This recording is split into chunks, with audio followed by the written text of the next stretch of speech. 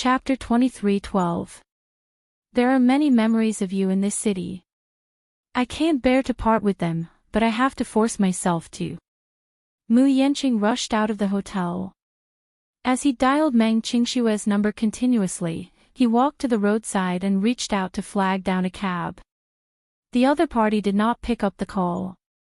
The beeping sound constantly disturbed his heartbeat. He had never realized that Meng Qingxue held such an important place in his heart. Sometimes, people were really cheap. It was impossible to understand how important each other was until the moment of separation. At the thought of not having Meng Qingxue by his side in the world from now on, he could not help but completely lose his mind. It was not that he had never thought of breaking up with her. He had vowed to break up with her, but when it really came down to it, he actually felt reluctant and a kind of despair. It was as if the world was ending. In his mind, the memories of the two of them kept replaying like a revolving lantern. Mu Yanqing's breathing suddenly quickened. I can't let her go. The contents of the message slowly flooded into his mind. Don't look for me. Just pretend that we never met. I'll forget about you, and you'll forget about me too, right? Standing on the street, he kept flagging down cars. He was in a sorry state and looked wet. None of the passing drivers were willing to drive him. After much difficulty, he finally flagged down a car. Mu Yanqing did not hesitate this time. He opened the door and got into the car. Sitting in the back seat, he ordered, "Chauffeur, to Fengshan International." The chauffeur turned around and looked at him speechlessly. He was so wet that even the seat cushion was wet. When the chauffeur saw this, he frowned. Oh, dear. Sir, look at yourself, you're so wet that you've dirtied my seat cushion. Mu Yanqing said, I'll pay you for the car wash. This isn't about the car wash. In our line of work, we can't afford to waste even a minute. A quarter of an hour less would mean one less business opportunity to earn money. If I wash this car, I'll lose a few hundred yuan today. Mu Yanqing furrowed his brows and rummaged through the pockets of his coat. Fortunately, his coat was not wet. He fished out a wad of cash from the hidden pocket and handed it over. There was more than 1,000 yuan in it, which should be enough for this trip. Please. I have something very important to do. If that's not enough, leave your account number and I'll transfer the money to you when I get back. Forget it. Just treat it as a favor. The driver took the cash with a resentful face and pressed the meter. He picked up his phone again and dialed Meng Qingshue's number repeatedly. However, no one came to his rescue. Mu Yanqing was on the verge of losing his mind as he kept urging the driver to speed up. Master, faster. The driver smiled helplessly. Young man, I'm already fast enough. The city is always so congested. I can't possibly run a red light, right? Moreover, there are so many speed detectors on the road. This is a commercial vehicle. If it violates the rules, it will be very troublesome. Mu Yanqing gritted his teeth and clenched his fists in anger. The chauffeur glanced at him and suddenly asked half-jokingly, You're in such a hurry. Don't tell me that you've made your wife angry and want to run away from home. Is that why you're in such a hurry to persuade her? Don't worry too much. She's running away from home. I don't think she can go anywhere other than her maiden home. Maiden home. Since when did she have a maiden home? Chapter 23:13. Apart from him, where else could she go? Where else could she go? The chauffeur, on the other hand, seemed to be enlightened. He shook his head and sighed.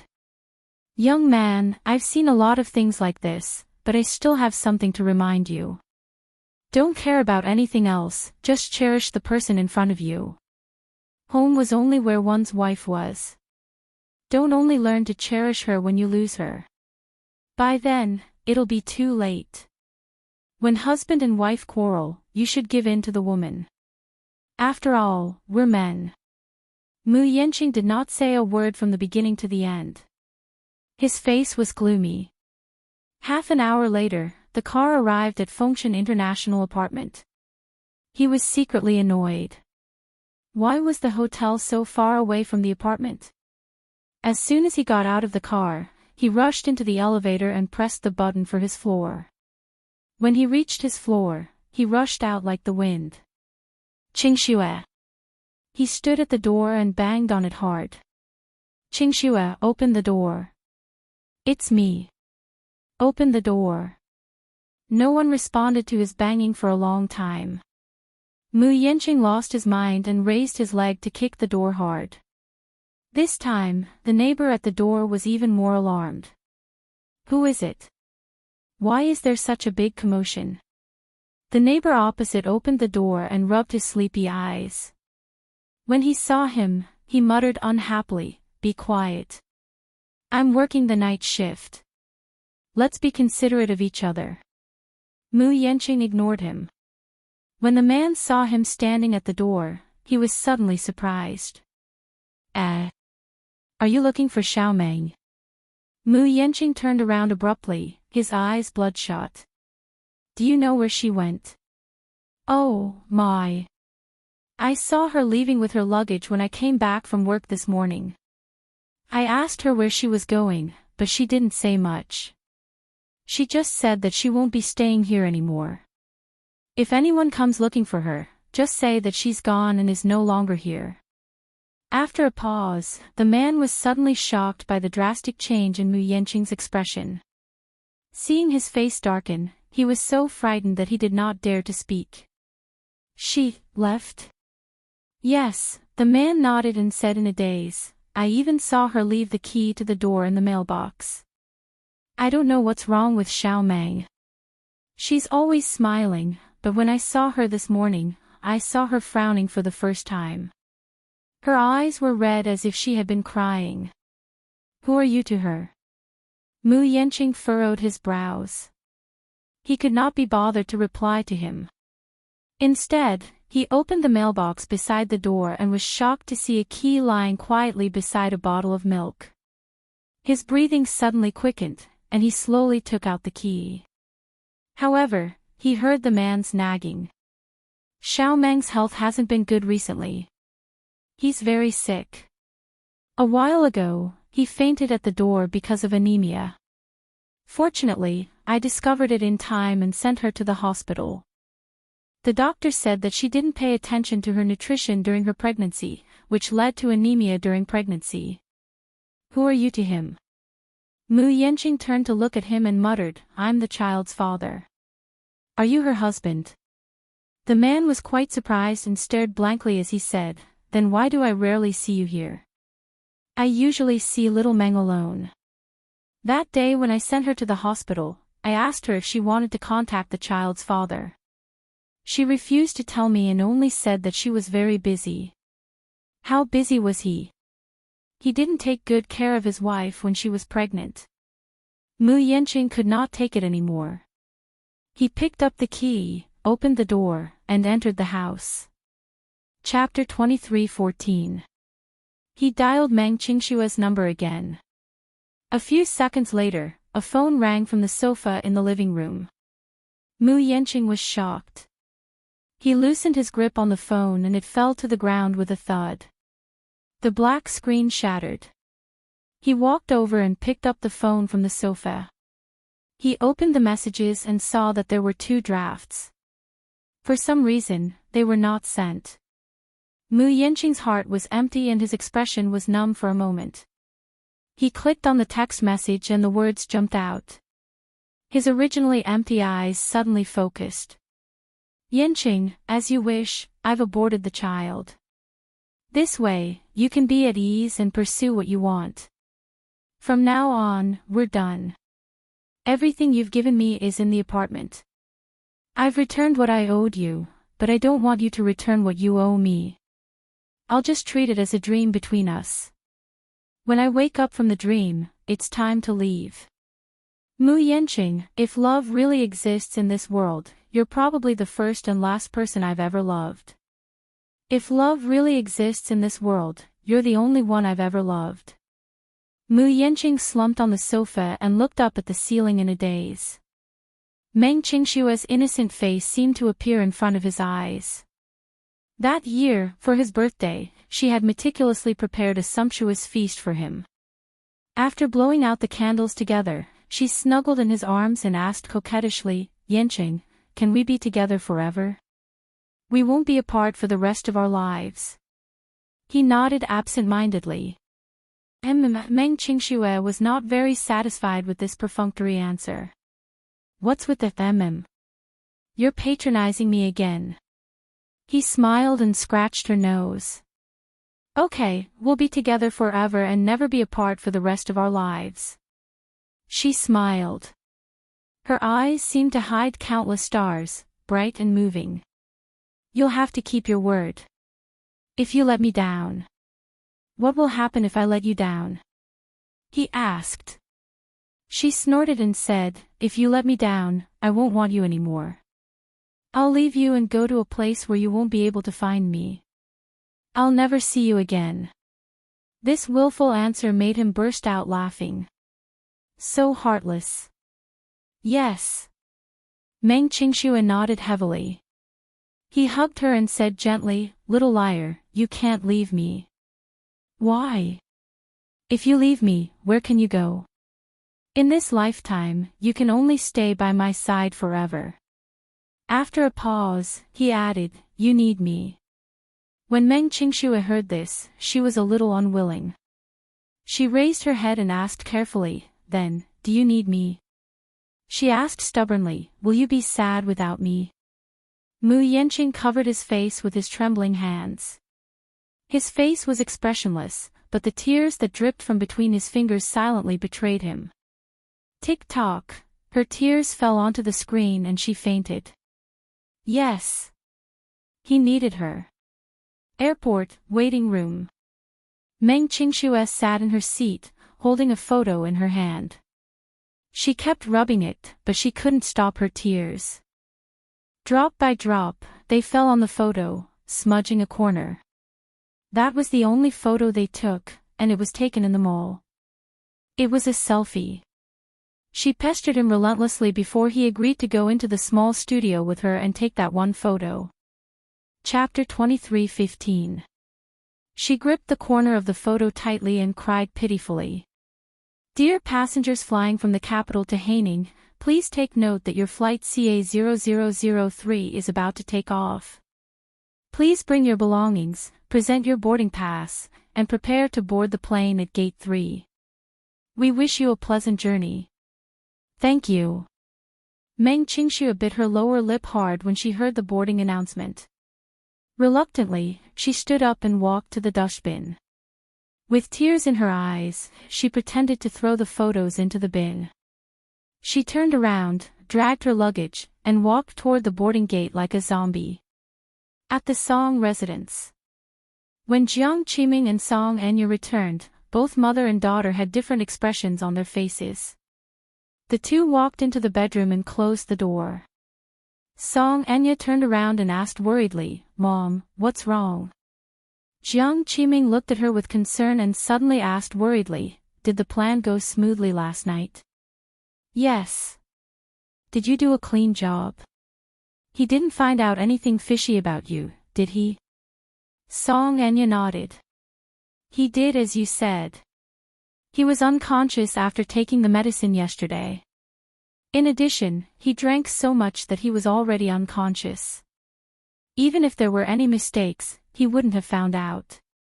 Jiang Qiming nodded. Just as she was relieved, Song Enya asked helplessly, "But, will Mu Yanqing marry me?" "That might not be the case now. But if you're pregnant with his child, it'll be different. When the time is right, tell him that you're pregnant with his child. Then, it won't be up to him to decide on the marriage. If it really doesn't work, you can take it to the muse. He won't be in the right." Jiang Qiming smiled smugly. "Don't worry. Just wait patiently and Mu Yanqing will marry you as the young mistress of the Mu family." Song Enya interrupted her anxiously. "But, Mom, I'm already 6 weeks pregnant. Although the child in my stomach is Mu Yanqing's, it's already a month old. What if we can't hide it then? So what? Jiang Qiming did not think much of it. When the child is full term, just say that it's premature. Besides, by then, you'll be married. It's not important how this child came about. What's important is that this child is Mu Yanqing's. It has his blood and it's your child. That's enough. Song Enya still had some concerns and hesitated to speak. Jiang Qiming walked to her side and sat down. Patting her shoulder gently, she comforted her. What else are you worried about? Tell me. Chapter 23:16. Jiang Qiming smiled and said earnestly, even if he doesn't become the head of the family, he's still a good choice to marry into. After a pause, she continued, think about it. Although he's a concubine's son, the Mu family is so big, and there are so many concubines' children. Why did Mu Linfeng choose him? This proved that the man, who was able to make a name for himself in such a dangerous place despite looking like a nobody, must be quite capable. It's just that with Yaja around, no matter how outstanding Mu Yanqing is, he's only a foil and his halo is overshadowed. Mu Yanqing is still capable. Even if he doesn't become the head of the family, as long as he steps through the door of the Mu family, he'll grant you glory and wealth. Song Enya nodded lightly when she heard that. My silly lass, don't worry. Just do as I say and don't think too much about anything else. I naturally hope that you'll lead a good life and won't harbor any thoughts of harming you. Hearing her mother's words, Song Enya's last bit of worry was relieved. She climbed into bed and covered herself with the blanket. When Jiang Qiming saw this, she hurriedly rolled up the blanket for her. Sleep for a while. You must be exhausted from last night, right? Yes, I didn't sleep last night. Quickly rest, then. With that, she walked to the window and drew the curtains for her before leaving the room. Song Enya lay in bed and let her imagination run wild for a while. Soon, she could not resist the sleepiness and fell asleep. The Maldives was warm all year round. As it was located near the equator, the climate here was tropical. Although it was an island country, it did not have a tropical oceanic climate but a tropical rainforest climate. The biggest characteristic of a tropical rainforest climate was that it was rainy and hot. The Maldives only had summer, and the other 3 seasons did not appear at all. However, the summer here was not that hot, and the temperature was maintained at about 30 degrees Celsius. Therefore, after it rained, it would be cooler. The annual rainfall in the Maldives was 1,900 millimeters, and the island and the rain had a different charm. At this moment, Yun Shishir and Mu Yaja were enjoying a sweet vacation on another island. However, at that time, Gong Jia had to take care of his 2 children, and he was having a hard time. In Yu Yu's words, he had to get used to the life of a stay-at-home dad in advance. Early morning. Gong Jia had a nightmare. Half awake, he saw a huge mountain falling from the sky and pressing him down. While he was in a daze, he could clearly feel something heavy pressing down on his body. It was wriggling from time to time. Unable to bear the pressure, he was jolted awake from his dream. When he opened his eyes, he saw Yu Yu's enlarged face right in front of him. She blinked at him and giggled. Uncle, you're finally awake. Gong Jia's lips twitched. Ah, his vacation. What a disaster. He did not know if it was a good or bad thing to bring these 2 little lads along. The good thing was that these 2 little guys were by his side. When he brought them to play on the island, no annoying women came up to talk to him. It was not that he did not like women. It was just that he did not like women he was not interested in. However, the bad thing was. Chapter 23:17. Uncle, I'm so hungry. How long are you going to sleep for before you bring us to eat something nice? Xiao Yichen lay limply on the edge of the bed and grumbled pitifully. It turned out that he wanted him to bring them to look for food. Gong Jia covered his face helplessly. The veins on his forehead were bulging. Please. What time was it? Moreover, the hotel had prepared food. They could go straight to the restaurant. Yu Yu glared at him as if she had guessed what he was thinking. She said expressionlessly, "Uncle, this hotel doesn't provide Chinese food." "What time is it?" Yu Yu reminded him, "It's already 10:30. Hurry up and get up. Bring us to look for food." Yu Yu threw a pillow at his face. Gong Jia didn't even have the strength to push the pillow away. Why did he feel like he was an eagle?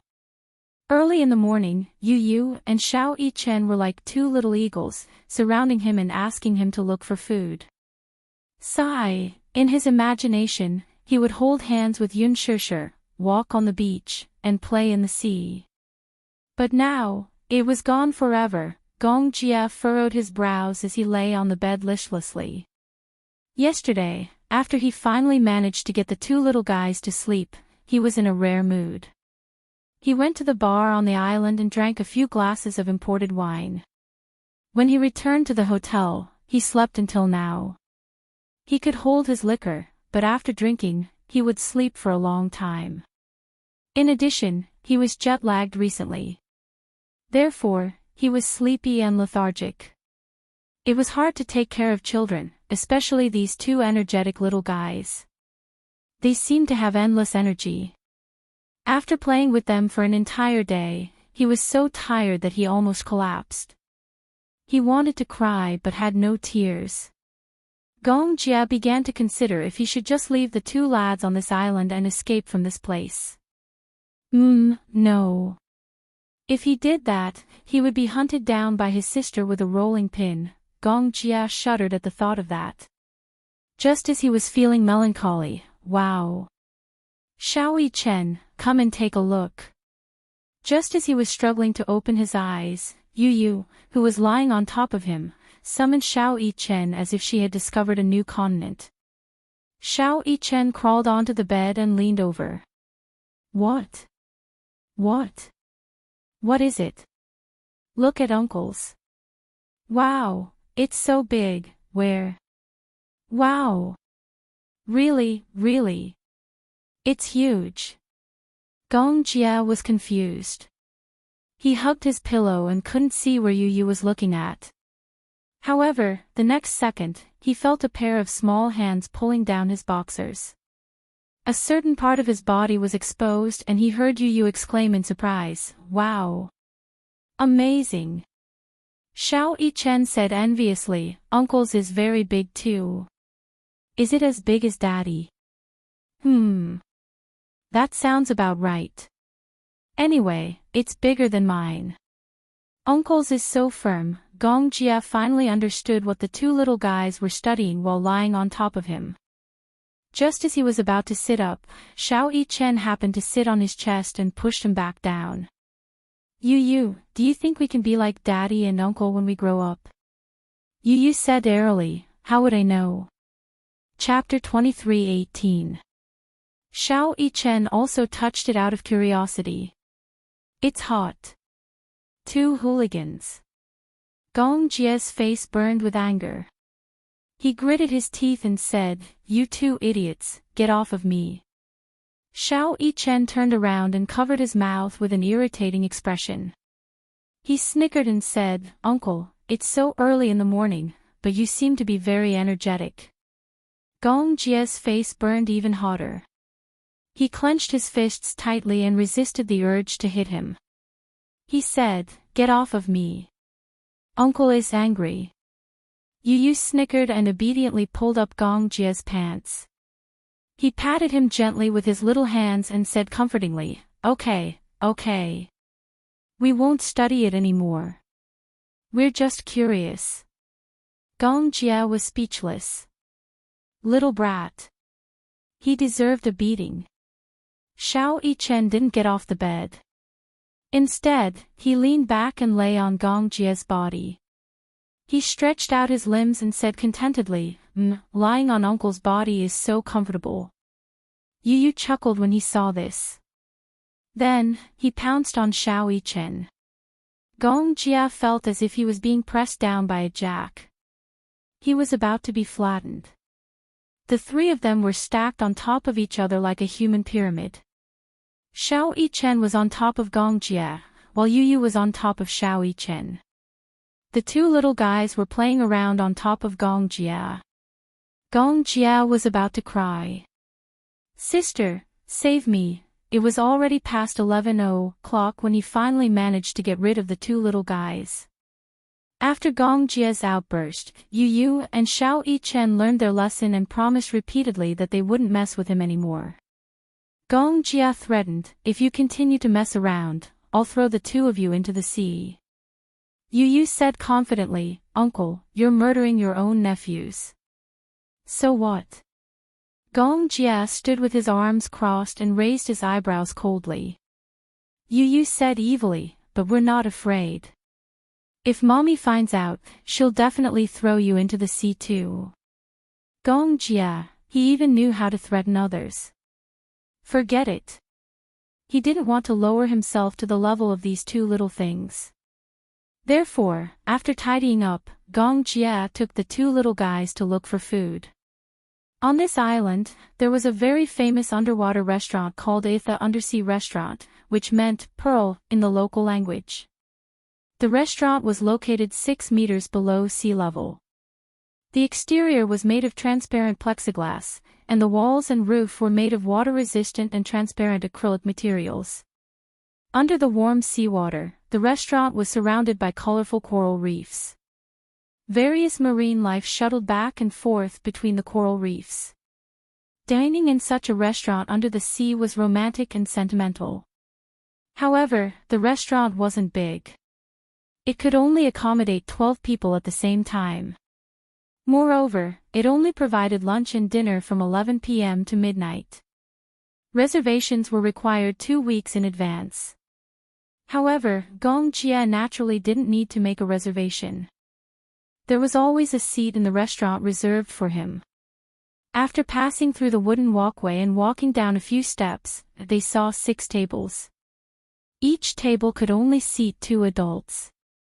Gong Jia and the 2 little guys were just right. As soon as they entered the restaurant, Yu Yu and Xiao Yichen were attracted by the unique style of the restaurant. They sat at the table and didn't have the mood to order food. Instead, they leaned against the glass and looked at the tropical fish swimming around outside. It was so interesting. Chapter 23:19. It was indeed very interesting to enjoy the colorful underwater world while eating. The restaurant was expensive to build, so it was not cheap to eat in it. A filet mignon cost $200. Gong Jia saw them leaning against the glass and called out to them a few times, but they ignored him. He had no choice but to order steak and a snack platter for them. At the side, little Yichen began to study the restaurant seriously. Yu Yu, the water pressure in the sea is so high. Do you think the glass will break after a while? No. Although this restaurant is not built in the deep sea, the turbulence in the sea is still very strong. However, the designer must have considered this problem when building this restaurant. Therefore, the materials used must be strong and resistant to water pressure. Xiao Yichen nodded as if he understood. He looked at Yu Yu with a pair of starry eyes. Yu Yu, you know a lot. Did you learn all this from reading books? Please, this is common knowledge. Investing in a restaurant like this underwater must have taken into account many risks. Gong Jia was speechless. It was said that children were lively and had endless energy. They were curious about everything. It was true. Yu Yu was not like this in the past. In the past, he had interacted with him on the internet. He gave off a mature vibe. It was a kind of composure that was hard to come by even for an adult. However, it seemed that after spending so much time with Xiao Yichen, he had been influenced by Xiao Yichen. Most of the time, he was still the mature and sensible Yu Yu. He was gentle but cunning. He was as elegant as a little gentleman. However, at times, he was like a little devil. Occasionally, he would show the naivety and even childishness of a child. At that moment, the restaurant was full. 2 tables were occupied by blonde Europeans. Judging from their facial features, they seemed to be of Dutch descent. Another table was occupied by a customer who spoke with a strong British accent. The other 2 tables were occupied by Asians. It was unknown which country they were from. It was the peak tourist season. Many countries were on holiday. Some people took the opportunity to fly to the Maldives for a vacation. There were also some who chose the Maldives for their honeymoon. They looked in the direction of Yu Yu and Xiao Yichen in surprise. The 2 little guys were mischievous, cute, and silly.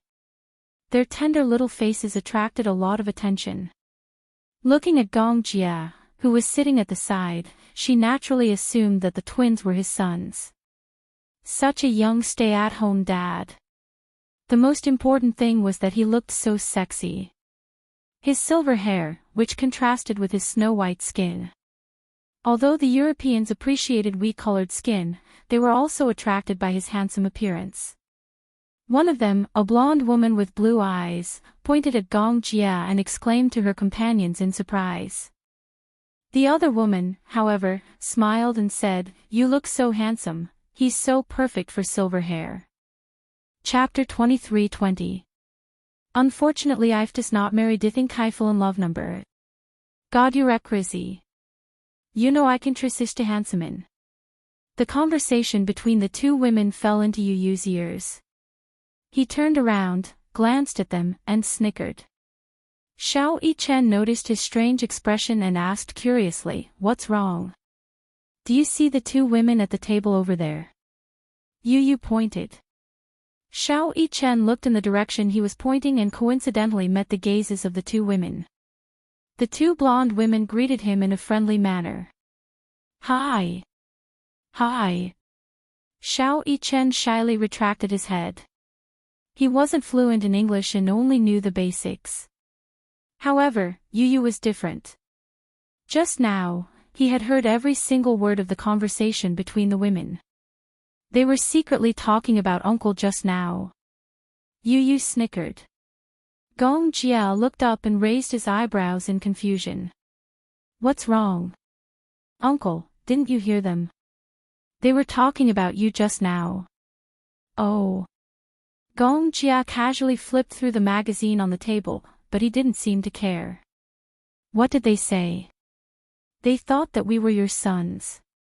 They even said that if you weren't married, they would have taken the initiative and started a romantic relationship on this island." Xiao Yichen opened his mouth in shock. "Wow, so bold." Yu Yu imitated the extremely affectionate expressions of the women from just now and said, "You know, I can't resist handsome men." After he finished speaking, he sized up Gong Jia's handsome face. "Uncle, I didn't expect you to attract so many women." Gong Jia retorted expressionlessly, "If being handsome and sexy is a sin, then I can't be forgiven." "Ugh. Cough cough." Xiao Yichen made a lively expression to reflect his narcissism. Gong Jia glared at him. "Isn't this the truth?" Xiao Yichen said truthfully, "Uncle, men should be more reserved and not be too narcissistic. Look at me, I'm so cute at such a young age. Do I talk about it as often as you do?" "I'm low-key, so I don't talk about it." Gong Jia was speechless. Shameless. He admitted defeat. Yu Yu glanced coldly at the 2 of them and his lips twitched. Shameless. Yu Yu smiled and said, "Uncle, don't think I don't know that you're using Xiao Yichen and me as a shield. But that's strange. Don't you look forward to a beautiful encounter on the island? A romantic encounter in the Maldives sounds great." In the 2 days since they arrived on the island, every time they appeared in bars or crowded places with Gong Jia, they could feel the hot gazes of the blonde, blue-eyed women with hot figures shooting at Gong Jia. Chapter 23:21. This abnormal reaction had once made him doubt his uncle's sexual orientation. He remembered one time when a sexy woman had mustered the courage to approach him. Gong Jia had immediately hugged the two little lads in his arms and replied in fluent English, "Sorry, I'm married." Xiao Yichen did not understand. Yu, however, understood. He was using them as a shield. As they joked around, the waiter served the dishes. Just as he placed the steak and some snacks on the table, the waiter conjured a red rose out of thin air and presented it to Gong Jia as if by magic. Gong Jia raised his eyebrows in confusion. The waiter bent over like a gentleman and pointed to the seat where the blonde woman had been sitting. He replied politely, "Honorable sir, this rose is a gift from the lady sitting at table 3. I hope you enjoy your meal." After he finished speaking, he left leisurely. Gong Jia, however, coldly placed the roses aside. Yu said, "Uncle, you're too cold. The lady appreciates you. Aren't you going to do anything?" Gong Jia replied, "I'm not interested in women." Xiao Yichen choked on his fruit juice. He widened his eyes in surprise as if he had seen an alien. Yu glanced at the rose and then looked at Gong Jia's cold expression. He said quietly, "Uncle, your reaction is very suspicious. I'm starting to wonder if you like men." Cough. This time, it was Gong Jia's turn to choke. He coughed lightly and took a napkin from the side to wipe his lips. He glared at him coldly. "Your uncle's sexual orientation is very normal. But you clearly said that you're not interested in women." "I don't like women with big breasts. I don't like women with big butts either." Yu said, "Most men like women with big breasts." "Oh. Is that so?" Gong Jia smiled arrogantly. "That's why I'm not a typical man." Yu suddenly asked evilly, "Oh, is it because you like Brother Huajin more than women?"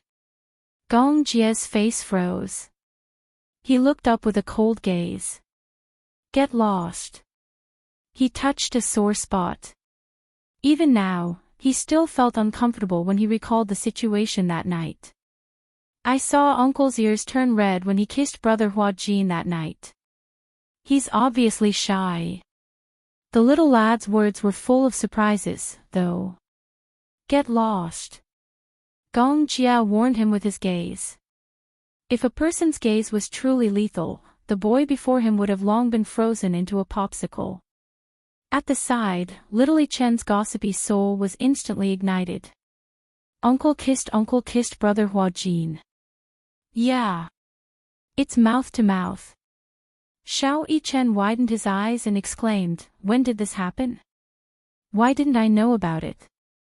Yu said, "That night, New Year's Eve. You went to bed early and we were playing cards. The loser had to be punished. After that, Gong Jia and Brother Huajin lost, so Daddy pranked them." After he said that, he didn't forget to tease Gong Jia.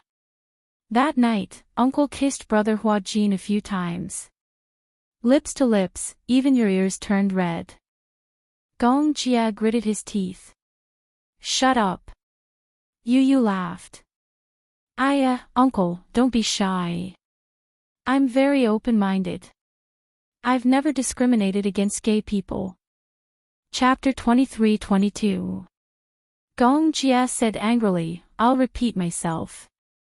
I don't like men." He raised his voice slightly. Everyone in the restaurant stopped what they were doing and stopped talking. They were attracted by his angry declaration and looked over.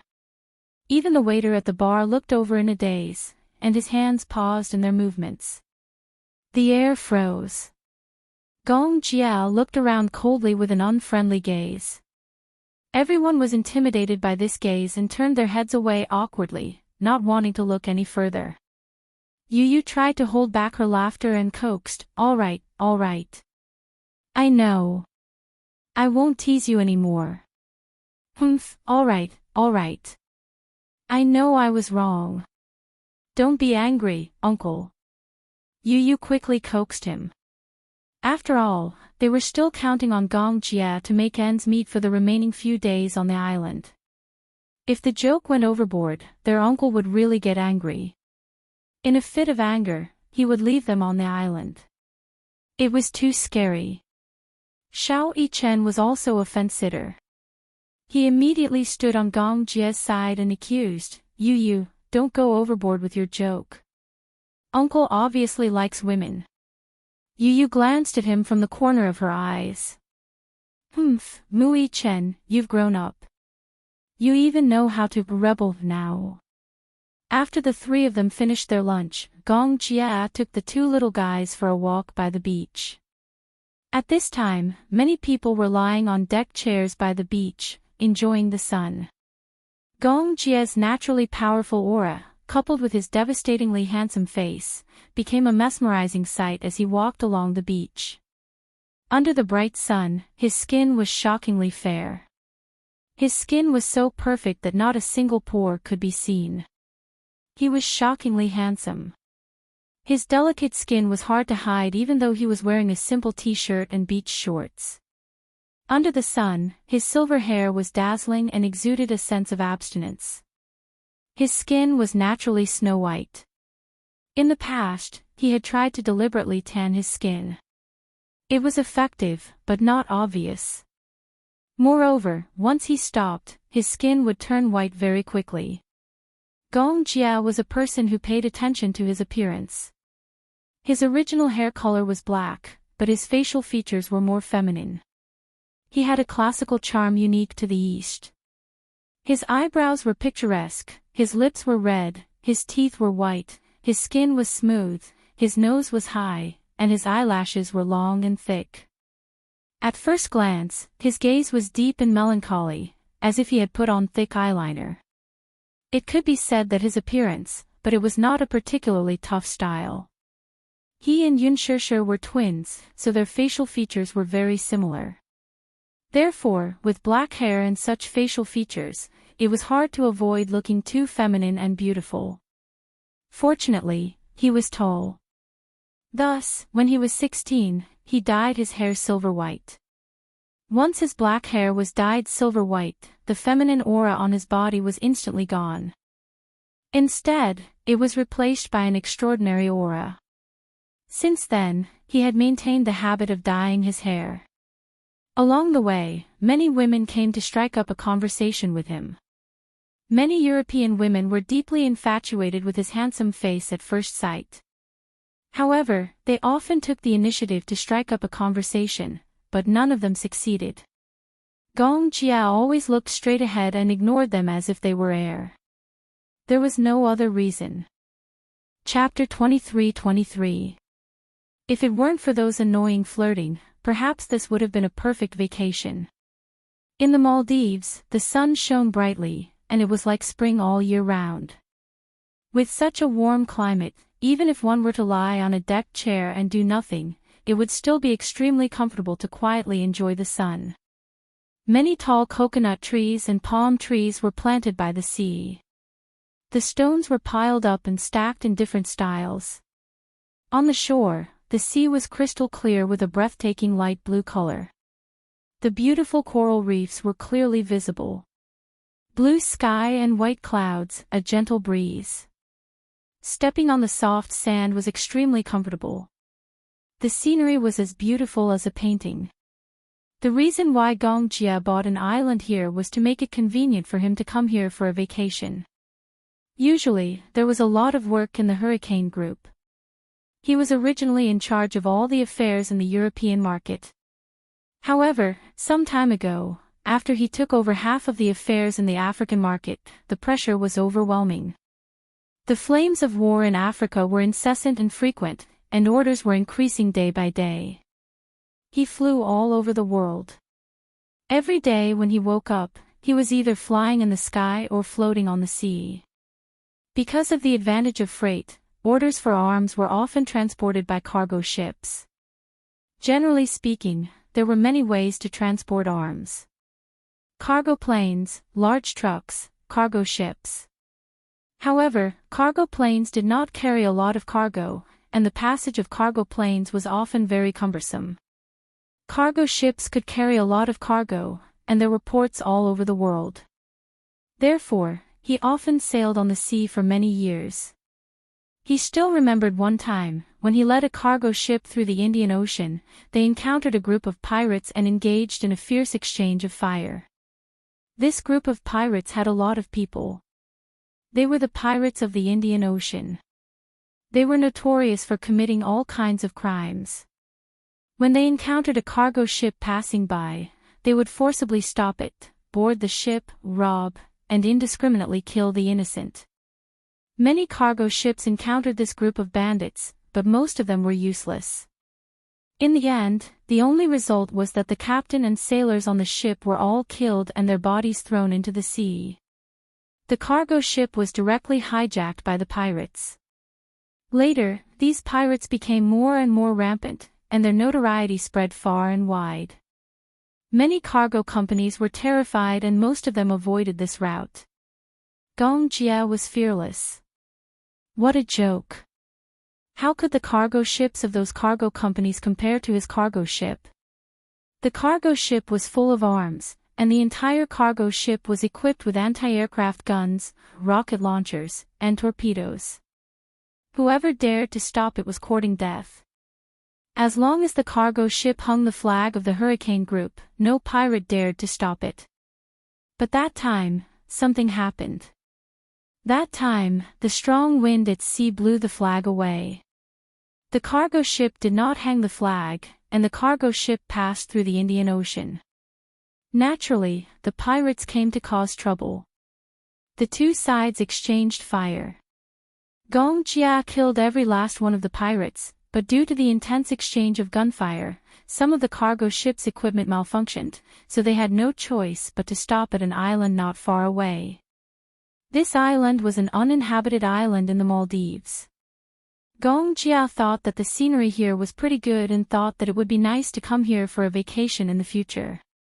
Thus, he bought the island and developed it into this scenic island after a series of developments. The uncle and nephew trio basked in the sun comfortably. Gong Jia was wearing sunglasses as he enjoyed this rare moment of tranquility. Chapter 23-24. Under the sunlight, a necklace on Gong Jia's collarbone was extremely eye-catching. It shone with a mesmerizing light. Yu noticed the pendant. He had always seen Gong Jia wearing this pendant. It never left his body. He thought that there must be a special meaning to it. Hence, he tiptoed over to Gong Jia's recliner. Seeing that he was wearing sunglasses, he did not know if he was sleeping or awake. Hence, he secretly lifted the pendant. The round pendant seemed to be able to be opened. Yu opened it and found that the pendant was actually a mini photo frame. In the photo frame, there was a round photo. There were two pictures. One was of two children snuggling together with bright smiles on their faces.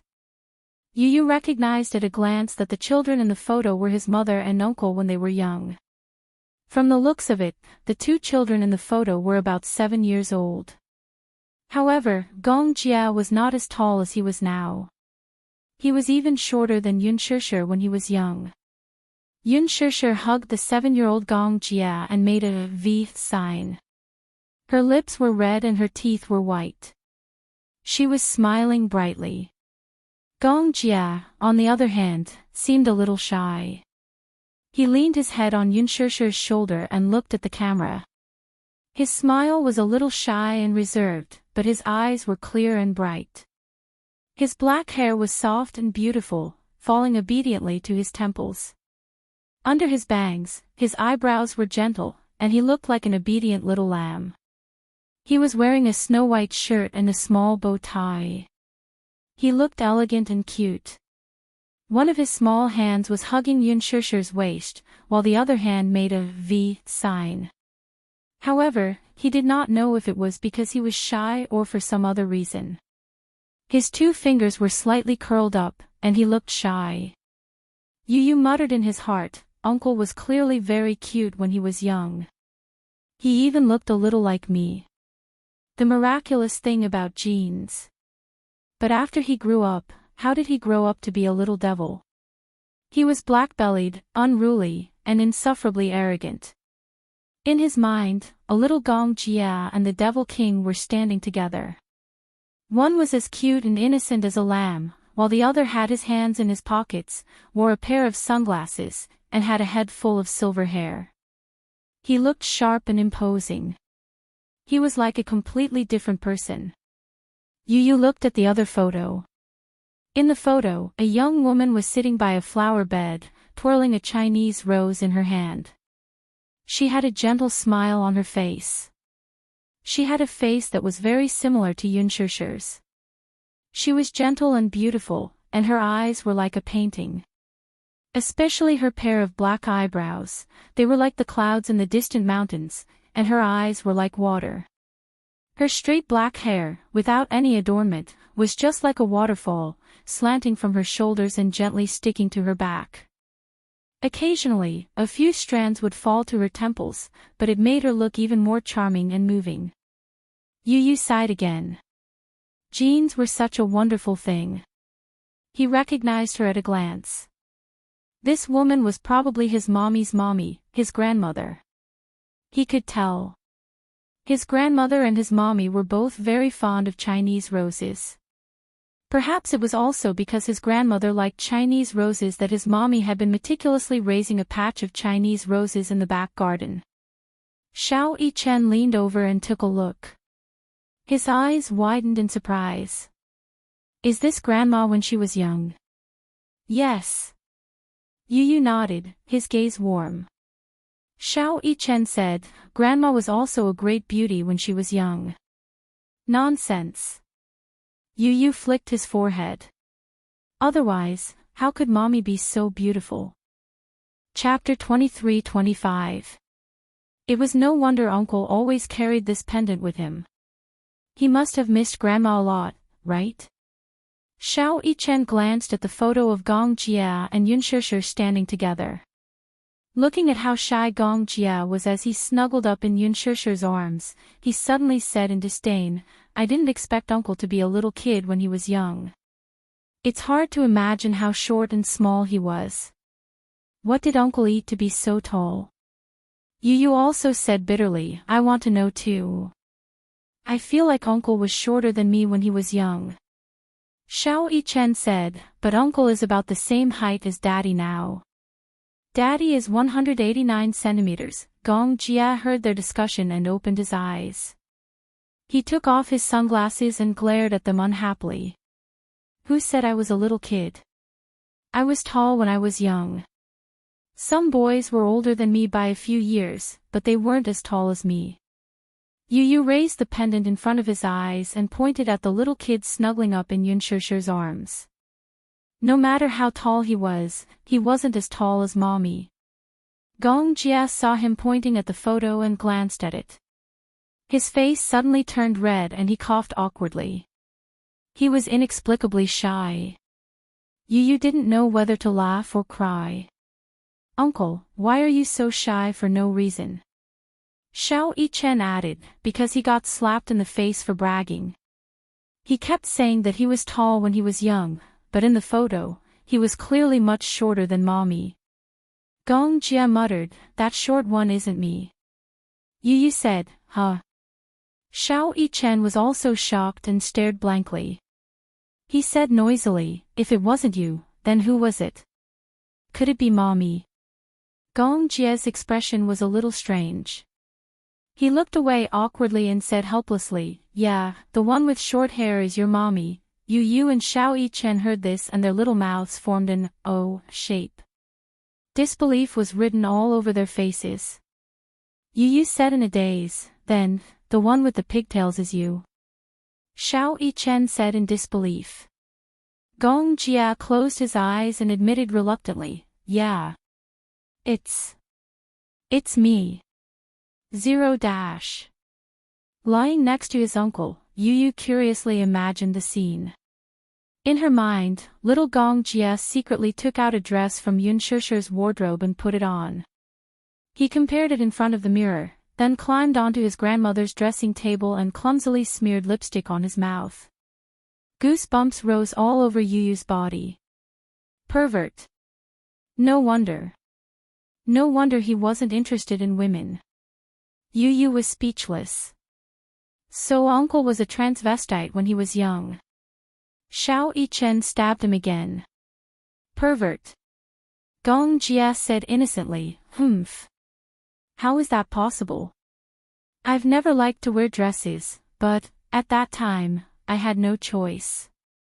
In the photo, the kid with the pigtails and the bright smile was Gong Jia.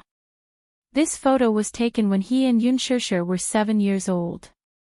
At that time, Yun Shishir had always dressed him up as a girl. It wasn't a bad taste. Speaking of which, it brought back a bitter but happy memory. At that time, Mu Qingqing left the Mu family pregnant and only had a small amount of cash on her. Chapter 23-26. Her work was tough, and she had to leave early and return late at night. Once, she was so exhausted that she almost had a miscarriage. She gritted her teeth and had to take several injections to prevent miscarriage. Only then did she manage to keep her 2 children. From then on, she did not dare to work too hard. Seeing that she was pitiful, the hair salon's boss reduced the intensity of his work. Perhaps, he was interested in her. After all, a young and beautiful woman, who was alone, could not resist a man's lust even though she was pregnant. A few months later, Mu Qingqing gave birth to twins. In the ward, the hair salon's boss diligently served her tea and water. Later, he even held her hand and confessed to her that he wanted to marry her as his concubine. Of course, Mu Qingqing wouldn't agree. Hence, the hair salon's boss had a rush of blood and went home to divorce his wife. In the end, while she was still in confinement, the hair salon's lady boss came to her rented house and broke everything in it. She hardened her heart and left that small county with her 2 children, who were not even a month old. It was hard to imagine how tough life must be for a widow and an orphan. As she did not do a good job during her confinement, her health deteriorated rapidly. She was short of money after giving birth, so she went to work at a nightclub. With her sweet singing, she was able to feed herself. However, she was inevitably disturbed by all kinds of men when she was in a place of debauchery. There were CEOs and ordinary salarymen. Most of them were nouveau riche who had been demolished. This was nothing much, though. In those few years, Mu Xing had never given up on searching for her. In order to avoid the Mu family's eyes, she had moved from city to city. If she were to count, the number of times she had moved was no less than the number of times she had moved with both hands. For as long as he could remember, Gong Jia's deepest memory of his childhood was the life of a vagrant. Often, not long after settling down in one city, he would move to another as if he were fleeing from a disaster. His impression of his home was too vague. He vaguely remembered one time when he and Yun Shishir were woken up in the middle of the night. Mu Qingqing carried them in her arms without a care for anything else. She left everything behind and hurriedly left with only her documents and the little cash she had. At that time, they had only moved to this city for 3 months. Because they had just moved, other than a bed, there were a lot of small appliances and daily necessities in the rented apartment, which was a temporary addition. Naturally, they were not new. Mu Qingqing had brought them to the second-hand market to get them. The table lamp's current was unstable and would flicker from time to time. The black and white TV with a big belly, if one did not tap on the back. At that time, Mu Qingqing lived frugally. She bought fresh vegetables from the market in the morning and gave them to the children. She, on the other hand, would go to the market in the evening. When it was about to close, she would buy the stale vegetables that the vendors didn't want. She would come back and copy them. Then, she would eat with relish what the children ate in the morning. In 3 years, Mu Qingqing had lost a lot of weight. And that night, he didn't know what had happened. As if being hunted down, Mu Qingqing carried them, abandoned everything in the rented house, boarded a long-distance bus overnight, and left in a hurry. Chapter 23-27. That was what he and a few of his close friends had saved up after selling mineral water bottles, discarded cardboard boxes, and advertising paper. He had always wanted to buy a pair of beautiful high heels for his mother when he had enough money. At that time, a pair of high heels cost 30 yuan. He had saved more than 5 yuan. At that time, this was probably all he had. The young Yun Shishir, on the other hand, could only helplessly hug him with teary eyes. The books, pencils, and pretty dresses her mother had bought for her. Even though they were bought cheaply from the market, they still looked beautiful on her. Shao Jia circled around her and exclaimed, "Sister is like a fairy." Like a fairy. However, they had left in such a hurry that the clothes were left behind in the rented house. "Mommy, why did we run away?" the young Gong Jia asked, perplexed. Mu Qingqing only said, "Because that person came looking for us." "Is he a bad guy?" "Yes. He's a big bad guy." "What about Daddy?" The Gong Jia cautiously mentioned this title. "When exactly will Daddy come looking for us?" As soon as he finished speaking, he saw that her eyes were sparkling and tears were flowing down her cheeks. Frightened, he quickly wiped them away with his small hands. From then on, he did not dare to mention this heart-wrenching name again. After that, Mu Qingqing brought them to a very remote village to settle down. It was a remote place more than 1,000 kilometers away from the capital. Because it was a rural area, the development was backward, and even the telephone was not popularized. There was only a public telephone in a small shop, and it cost 10 cents to make a call. This village was called Lihua Village, and they farmed for a living. Every family had dozens of acres of farmland. The villagers were mostly simple and honest. Most of them were self-sufficient. If they did not have enough, they would ride a tricycle to a faraway town to buy some. Mu Xing never found this place again. The village chief saw how pitiful Mu Qingqing was. She was a widow and an orphan. His heart ached for her, so he rented his backyard to them at a very low rent. It was 100 yuan a month. Mu Qingqing was overjoyed. Because behind the backyard, there was a large piece of land. She had always dreamed of having her own backyard. Later, she made a small garden here, surrounded by railings, and planted a large number of Chinese roses. At that time, she still had a few thousand yuan from working in the nightclub. After settling down in Pear Blossom Village, the days passed peacefully and there were no more disturbances. Mu Qingqing used to work in a hair salon and learned a lot of skills. After she settled down, she separated a large part of the rental house and made a small hair salon.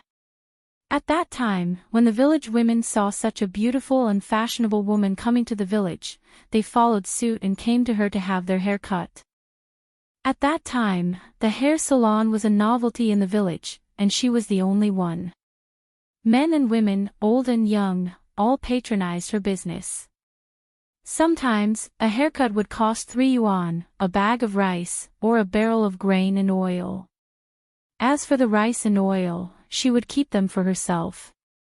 She would ride her tricycle to the town's market to sell the excess. When business was good, he could earn a few hundred yuan a month. Their days gradually improved. Of course, this was all in the future. When they first settled down, there was nothing. Chapter 23-28. Coincidentally, the village chief also had 2 daughters and a son. He doted on her and often sent her some clothes. They were the children's leftovers, but they were definitely not tattered. However, the funny thing was that the elder of the 2 daughters was already 12 years old and the younger was 9 years old, but the son was only 5 or 6 years old. Therefore, the Gong Jia could not fit into the boys' clothes, and Yun Shishir could fit into them. As for the girls' clothes, Yun Shishir found them too big because the sleeves were too long, but they fit the Gong Jia perfectly. Mu Qingqing also found it interesting, so she simply let Yun Shishir wear the boys' clothes and let the Gong Jia wear the girls' dress. Therefore, she cut Yun Shusher's hair short and tied 2 cute braids for the Gong Jia. Once, there was a rich family in the village whose son went to university and wanted to study abroad. In order to reward his son's academic achievements, he bought a camera and a pager. At that time, cameras were still a novelty in the village. The village chief said that he wanted to take a few photos of the 3 of them. There was one of the 3 of them standing together, and a few of them were taken separately. However, a few of the photos were later lost, and only these 2 were left. Little Gong Jia had been keeping it in his pocket all this time, so it was perfectly preserved. After returning to the Gong family, in order to commemorate his mother, he reduced the size of these 2 photos and embedded them in a pendant, which he always wore. This was probably the last thing he remembered about his mother. The Gong Jia came back to his senses from his memories and smiled sadly. At that time, we were poor, so we wore the leftovers of other children. The girls' clothes were on the bigger side. I was tall, so only I could wear them. So... Oh, you said. Uncle, I've wronged you. I thought you were a transvestite. I'm not that perverted, the Gong Jia said. Xiao Yichen agreed. That's right. Yu is the big pervert. Yu was depressed for a moment. Mu Yichen, do you have a stand? Xiao Yichen chuckled. Gong Jia raised his eyebrows as his gaze fell on the photo in the pendant. His lips suddenly curved into a gentle arc as his fingertips gently touched the smooth surface of the photo. He looked at Mu Qingqing in the photo with a longing gaze. His phone suddenly rang. Gong Jia came back to his senses. He picked up the phone and answered the call. Hello. Little Jia. Yun Shusher's panicked voice came from the other end. Gong Jia suddenly sat up from the recliner. Because of her anxious tone, he became a little nervous. Sis, what's wrong? What happened? Where are you? I'm at a resort. I have to return home immediately. What about you? Are you coming back with me, or... What happened? Gong Jia was a little uneasy. Yun Shusher was silent for a moment. Her breathing was slightly hurried. Something happened to my dad. He's in the hospital now. We have to rush back immediately. What? Yu and Xiao Yichen looked at Gong Jia's unpredictable expression and looked at each other in confusion. After he put down the phone, the 2 little guys fought to be the first to ask, what happened? Was it mommy on the phone? Gong Jia nodded and looked at them. Something happened to your grandpa. He's in the hospital now. We have to return home immediately. The 2 little munchkins were shocked. Something happened. He was in the hospital. What happened that was so serious? Chapter 23-29. Yun Shusher and Mu Yaja were taking a stroll on the beach when a hasty overseas call came in, causing her to break out in a cold sweat. Shusher, I'm your aunt. Where are you now? Yun Shusher instinctively wanted to hang up the call when she heard that it was from her aunt. She no longer had a good impression of this woman, so her reply was unavoidably cold. I'm on vacation overseas. Her aunt did not seem to mind her cold tone and sounded very anxious. It's like this, I'm calling you because your father is in the hospital. Can you rush back to the country immediately? Your uncle and I have pooled together a sum of money for the medical fees, but we really can't afford it. The hospital has been urging us, so, can you come back immediately?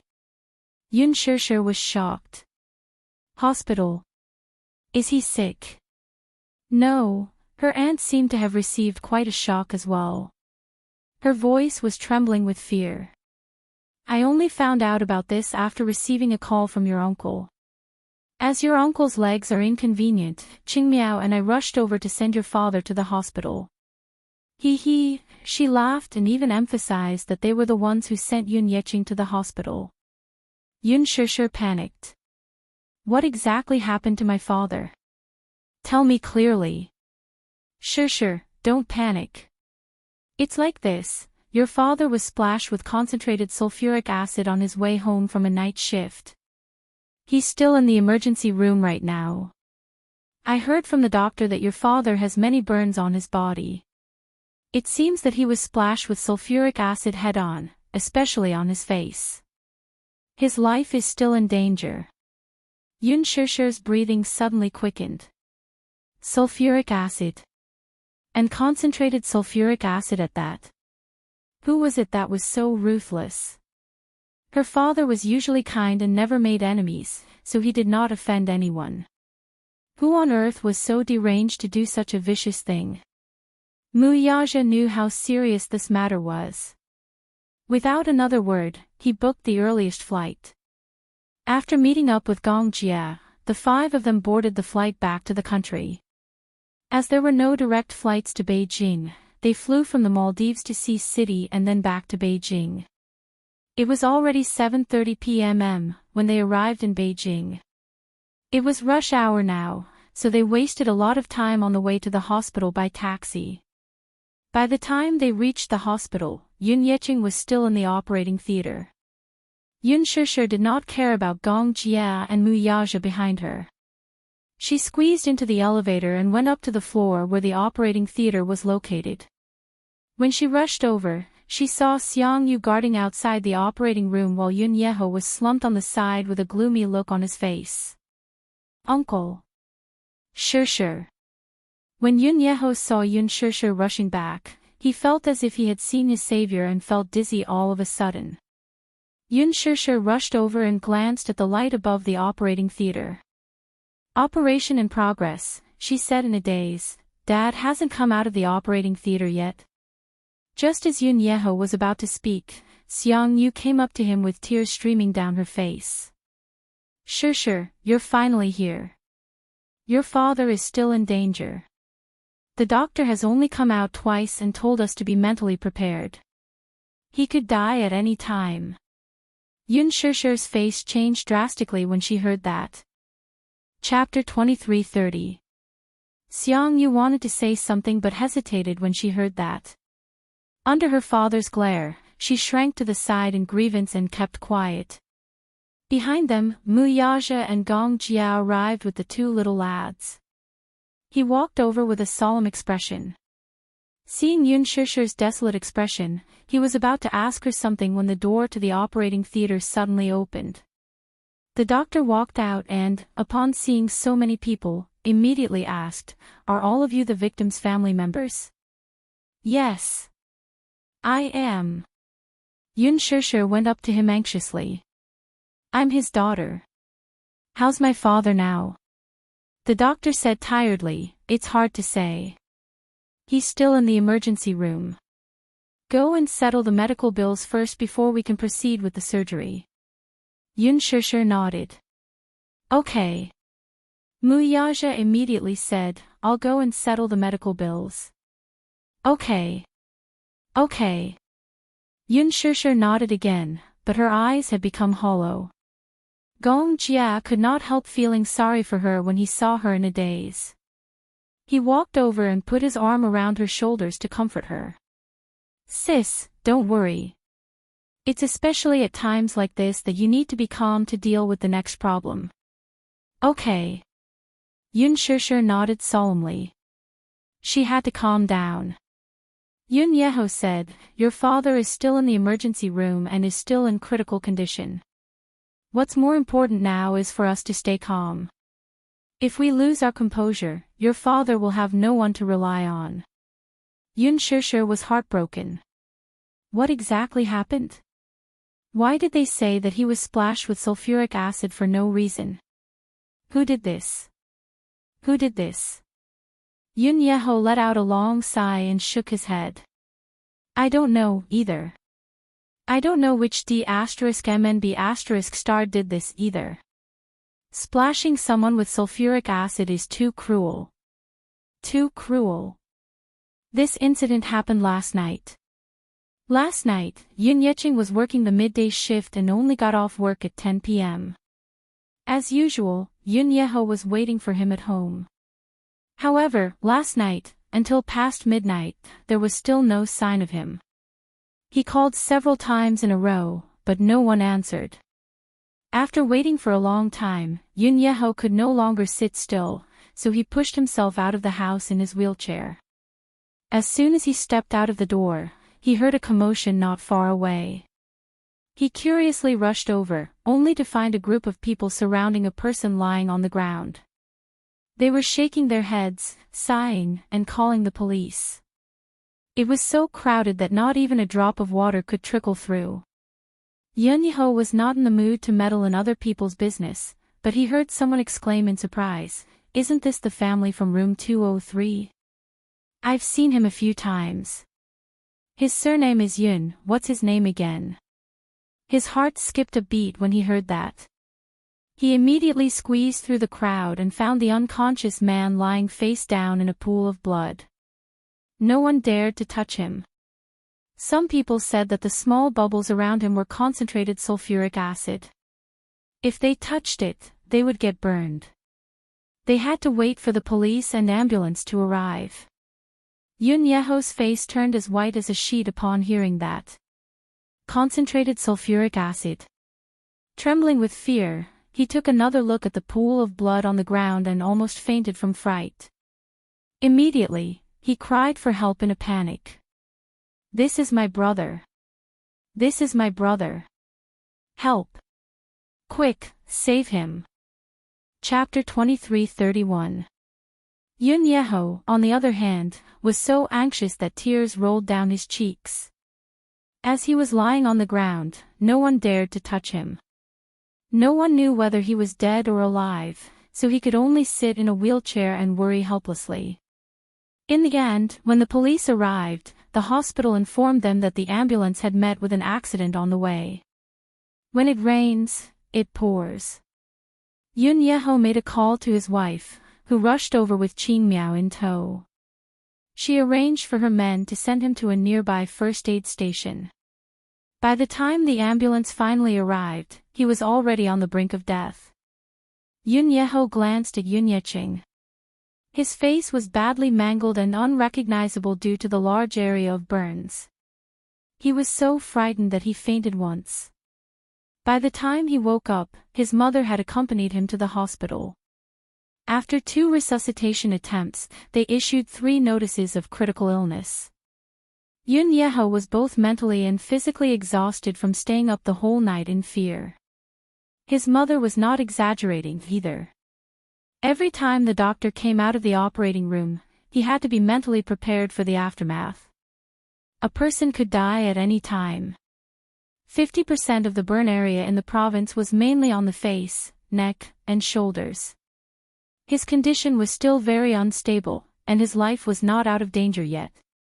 The most serious injury was not the disfigurement but the burns on Yun Yeqing's face. Due to the inhalation of sulfuric acid, the poison had entered his blood. After all, the burned area was close to the trachea, so the chemical fumes from the burns could cause lung damage. Even though the tracheotomy had been done, he was still on a ventilator. Furthermore, his liver and kidney functions were damaged. His condition was not good. After entering the infection stage, it was all up to fate. The sulfuric acid had probably entered his mouth, but no one knew if it had burned his throat. The scary thing was that even if he managed to survive, he would still be in great pain for the rest of his life. Who did this? Yun Shishir stared at the operating lights with a cold expression. Who did this? Has the culprit been caught? Has he been arrested? Yun Yeho shook his head in despair and choked out, "And no, if this happened in the neighborhood, we should be able to catch the culprit through the surveillance cameras, right?" Yun Shishir asked agitatedly, "Dad doesn't have any enemies. Who could do such a cruel thing?" When I found him, he was already like this. Until now, there has been no news from the police station. It was said that the police brought back a few people who were at the scene to record their statements, but when they called to ask, they did not get any results. The people who were there said that when they found your father, he was already lying on the ground. There was no one else around. Gong Jia frowned. Yu and Xiao Yichen looked gloomy and worried that Yun Yeqing would not make it through this critical period. Xiang Yu whispered, the criminal must have escaped. This is intentional harm. How could someone who did such a thing stay at the scene? He must have fled long ago. Yun Shishir gritted her teeth and clenched her fists in anger. Damn it! Damn it! She squatted helplessly on the ground.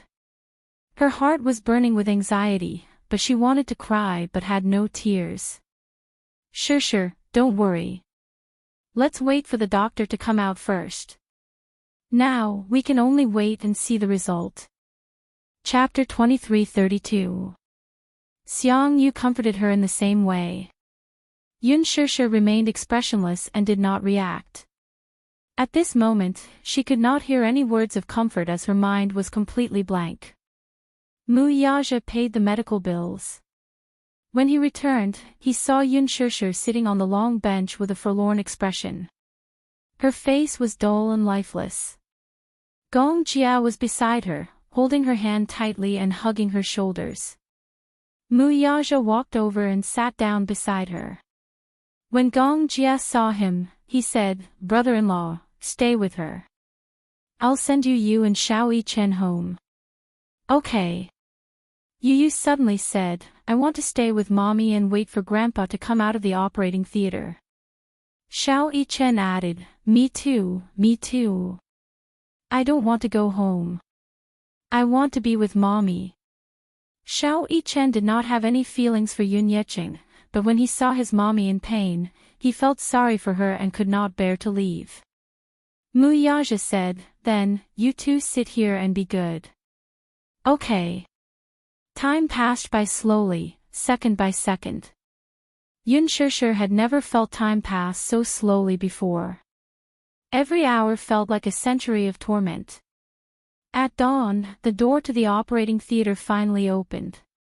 When Yun Shishir heard the door opening, she jumped up from the long bench and went up to the doctor worriedly. "Doctor. How is it? Is my dad okay?" The doctor removed his mask and sighed. "His life is not in danger for now, but he hasn't passed the critical stage yet. He needs to be transferred to the intensive care unit for observation. His life could be in danger at any time." Yun Shishir opened her mouth and held her breath. She mumbled, "Is it that serious? I'm already very optimistic about the outcome." The doctor shook his head. "The burns are too serious. Because of the concentrated sulfuric acid, his face has been burned beyond recognition. His eyelids are gone, both sides of his nose are missing, his facial features are severely deformed, and his internal organs are damaged. We have already done our best to save him." Yun Shishir was stunned for a long time. She bit her lips hard and endured the pain in her heart. "Thank you, doctor." The surgery was open. A group of medical staff pushed the ward towards the elevator. A group of people rushed to the intensive care unit and saw a few nurses and doctors busying themselves. They could only stand outside the door and watch, not allowed to enter. Yun Shishir finally got a good look at Yun Yeqing's current state. Her eyes widened in shock as her breathing quickened. The man was lying on the bed. His face was charred black, and he was wearing a breathing tube. He was completely lifeless. Tubes were inserted all over his body. Occasionally, one could see his exposed skin covered with white ointment. One could imagine how tragic his appearance would be before the ointment was applied. Yun Shishir did not dare to think too deeply about the mangled state of his body. When Xiang Yu arrived with Yun Yeho in a wheelchair, the latter could not stop his tears from falling when he saw his father's unrecognizable appearance in the ward. God bless him. He's still alive. God bless him. Xiang Yu comforted him. Don't worry, Yeho. God bless his good people. He'll be fine. Finally, he said something reasonable. Although it sounded a little pretentious. Yun Yeho only glanced at her and did not say a word. Gong Jia said, "Sis, you go back and rest first. I'll stay and look after him." Yun Shishir stubbornly shook her head. "No, I want to stay and look after him." Chapter 23:33. Gong Jia tried to persuade her. Mu Yaja added, "If you're really worried, I'll stay here with you. Even if you're not tired, the kids are tired. If you keep holding on like this, the kids will be worried about you."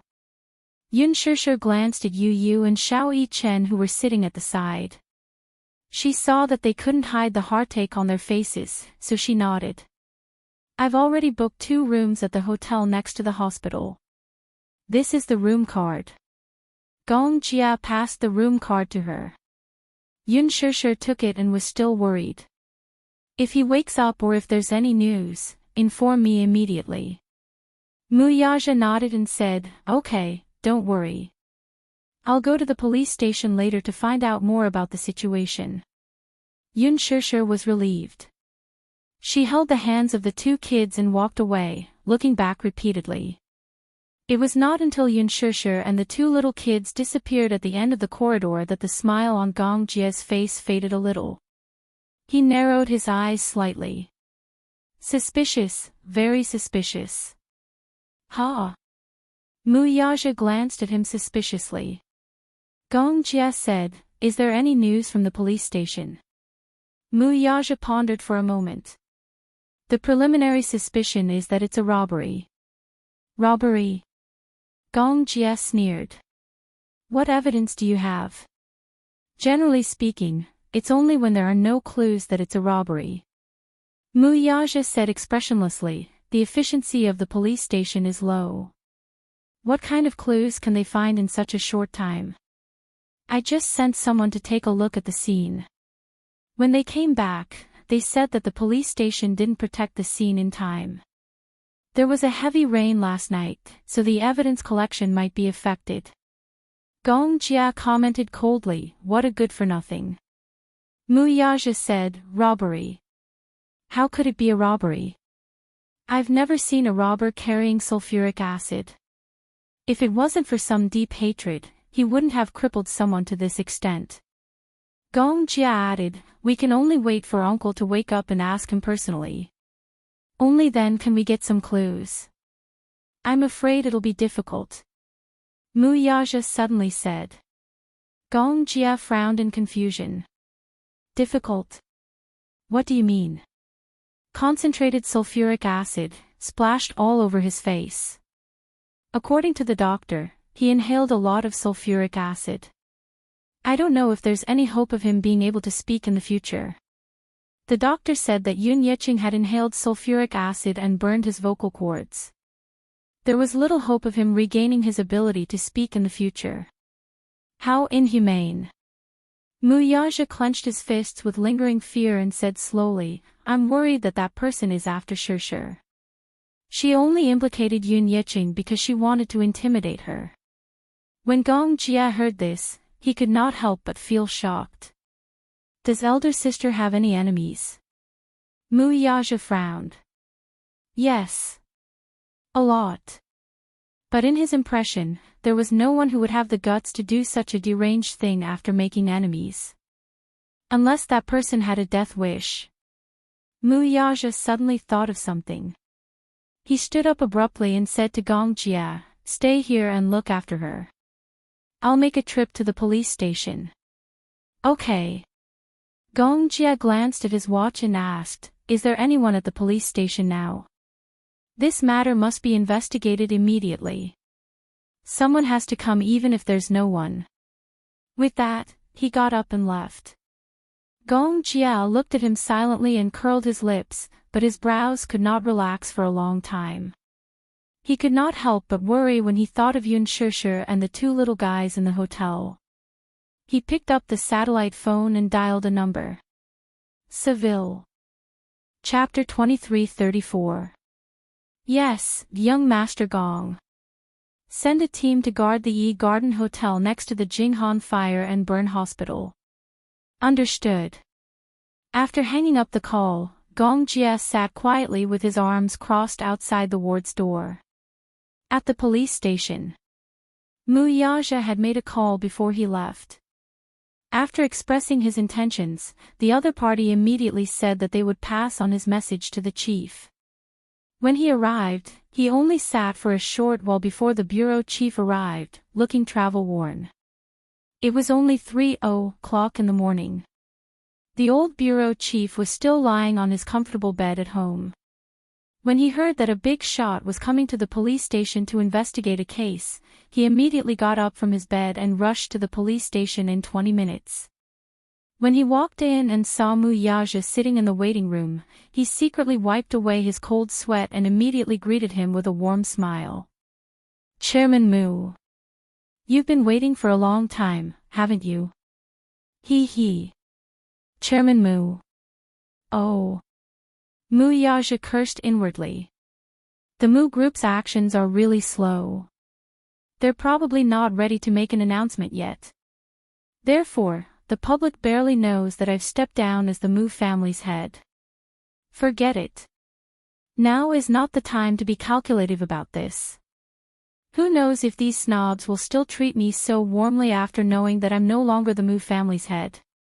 The chief did not know what he was thinking and respectfully invited him into his office.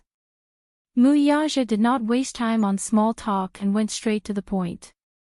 The chief was initially unaware of this case. He was busy with work and would not take on cases that were not huge.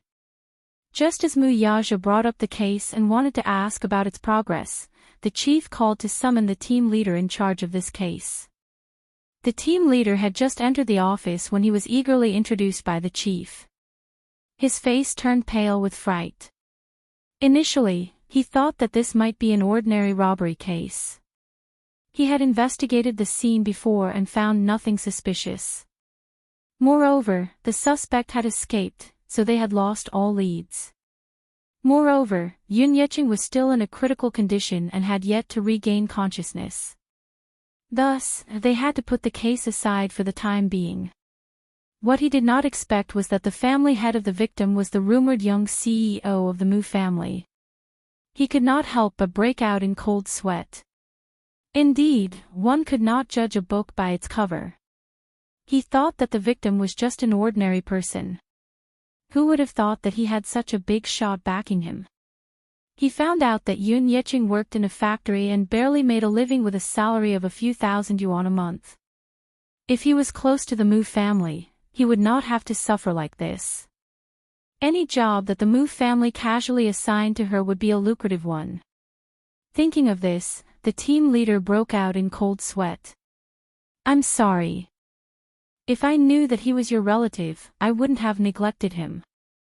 Muyaja waved his hand and asked bluntly, "You've been following this case. Do you have any leads?" "There's no suspicious clue." Chapter 23:35. After a pause, he asked guiltily, "If I may ask, CEO Mu, is the victim awake now?" He said, "He just came out of the emergency room. He's still in critical condition." Then, Muyaja continued, "If you want to get clues from the victim, I'm afraid it'll be a little difficult. His vocal cords are burned, and his injuries are serious. It'll be difficult for him to speak. I'm afraid we'll have to wait a little longer." TSK. This is going to be difficult. Difficult. Muyaja said coldly, "The culprit has escaped. If we let him go, there may be a second or third victim. Shouldn't the most important thing now be to find the culprit and bring him to justice?" It sounds simple, but it's still difficult to execute. The police are not gods, after all. Plus, after the incident last night, there were many obstacles in collecting evidence. The clues were cut off, and we can't find anything even if we force ourselves to investigate. Muyaja's face became colder. The bureau chief coughed heavily and glared at him. The young captain then realized that his words were too rude, and he lowered his head helplessly. "Are there no surveillance cameras in the neighborhood?" "Yes." "Then why don't you get them?" The captain said helplessly, "There are surveillance cameras, but the neighborhood where the incident happened has been around for a long time. It was built in 1988, and now it's been a few decades. Many of the surveillance cameras have fallen into disrepair and are no longer functional. We also went to the property management to get the surveillance cameras. Other than the garage, the entrance, and some other important places with new cameras, the place where the incident happened to be in the blind spot of the surveillance cameras. We couldn't capture anything. The bureau chief pondered for a while, then suddenly said, "Time the victim was attacked, and get some of the surveillance footage from the entrance of the neighborhood. See if we can find any suspicious people coming in or out." The captain shook his head. We planned to do that from the beginning. But after watching the surveillance for a few hours, we didn't see any suspicious people coming in or out. How is that possible? The bureau chief was shocked. Can you get the surveillance footage of the victim coming in or out of the gate? See if there were any suspicious people following him in after he entered the neighborhood. Basically, we can confirm the suspect. The captain said, "The key is that we didn't see the victim coming in or out of the gate. Chief, there's a back door in this residential area. There's a garage at the back door. Many residents use the back door to enter and leave. The building where the victim lived was close to the back entrance, so I'm guessing that he probably entered the residential area from the back entrance. Then let's start from there and get the recording. There are no surveillance cameras at the back door." The bureau chief cursed in his heart. This criminal really knows how to pick a location. Could it be that before committing the crime, they had specially checked the neighborhood to see which places had surveillance cameras? The bureau chief furrowed his brows in frustration. Could it be that not a single witness was found? It was already very late when the incident happened. Moreover, the residential area in this area is near the industrial area. Because there are many foreigners nearby, there are very few people walking around in the middle of the night. We thought that there should at least be surveillance cameras in the garage, but when we got the footage, we couldn't capture the situation of people going in and out of the garage. Chapter 23:36. The bureau chief suddenly knocked on the table and asked sternly, "Is it possible that it was a robbery?" The captain said hesitantly, "It's possible, but I've never seen or heard of such a ruthless crime. I've also never seen someone who would bring concentrated sulfuric acid to a robbery. Only those who seek revenge and cause trouble would do such a cruel thing." When the bureau chief heard this, he looked at Mu Yaja with a complicated expression and asked carefully, "CEO Mu, how? Do you think this victim has any enemies?" The captain said, "I also suspect that it was revenge. It's just that we can't find any conclusive evidence in such a short time, so the case has been put on hold and it's hard to make any progress." Mu Yaja said expressionlessly, "I want to take a look at the surveillance cameras in the neighborhood." The captain immediately said, "I've copied all the intact surveillance footage into the laptop. If you want to take a look, you can take a look at it any time." The bureau chief immediately asked him to bring the laptop over. After the laptop was brought over, he pulled up dozens of surveillance footage. Mu Yaja sat in front of the laptop and stared at the screen intently. The timeline was pulled back from 10 p.m. to 1 p.m. when the incident happened, and the footage was fast-forwarded at x4 times. The neighborhood was indeed a little old as many residents owed property fees. Half of the property had already collapsed, leaving only an empty shell with a security booth guarding it. Over the years, there had been a problem with public security. Other than theft, there were also frequent robberies. However, most of the time, the criminals came for the property. After taking the property, they would not do anything that would harm the safety of others. The surveillance cameras in the garage were still new. The property management had only installed a new one after the residents complained that their cars were being stolen one after another. Mu Yaja sat there and watched the video for more than 2 hours as he shuffled it back and forth. The bureau chief and captain were also patient and watched from the side. 3 pairs of eyes were hoping to find even the slightest clue in so many videos. After watching the surveillance footage, Mu Yaja suddenly thought of something. "Are there any surveillance cameras near the apartment building?" There are, but there's only one. It's a winding path that's close to the garage. He listened to the captain's analysis of the route at the scene of the incident and vaguely remembered that there was a shortcut to the apartment building. The captain also reacted abruptly. The surveillance cameras on that road didn't seem to have noticed it. Because it was a small corner, they didn't take care of it too much. Let's take a look. Muyaja ordered. The captain immediately operated it skillfully and quickly pulled up the surveillance footage of that area. She adjusted the time and fast-forwarded it at 8 times the normal speed. Finally, at 11:45 a.m., she saw Yun Yeqing's figure. That night, he was dressed in white, so he was especially eye-catching. This new set of clothes was bought for Yun Yeqing by Mu Yaja and Yun Shishir. Yun Yeqing especially liked it. After Yun Yeqing passed by, a suspicious figure soon appeared in his line of sight. It was a man with short hair. He was neither tall nor short. He was dressed in black and wore a beret. He was dressed very ordinarily, so it was difficult to attract attention. It was the kind of ordinary that no one would notice if they walked on the street. Chapter 23:37. Dressed in black, he almost blended into the night. Coupled with the limited resolution of the surveillance camera, only his back could be seen. He followed closely behind Yun Yeqing, leaving only 3 minutes between them. Judging from his behavior, he seemed to be very cautious. He did not carry anything suspicious in his hands. Muyaja paused the image and observed for a while. He found that the man's pockets were bulging. It was probably stuffed with a bottle of concentrated sulfuric acid. The captain took a screenshot and zoomed in twice, but the image instantly blurred when he zoomed in.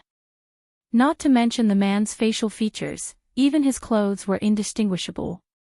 The captain grumbled, "This camera is really old. The image quality is terrible."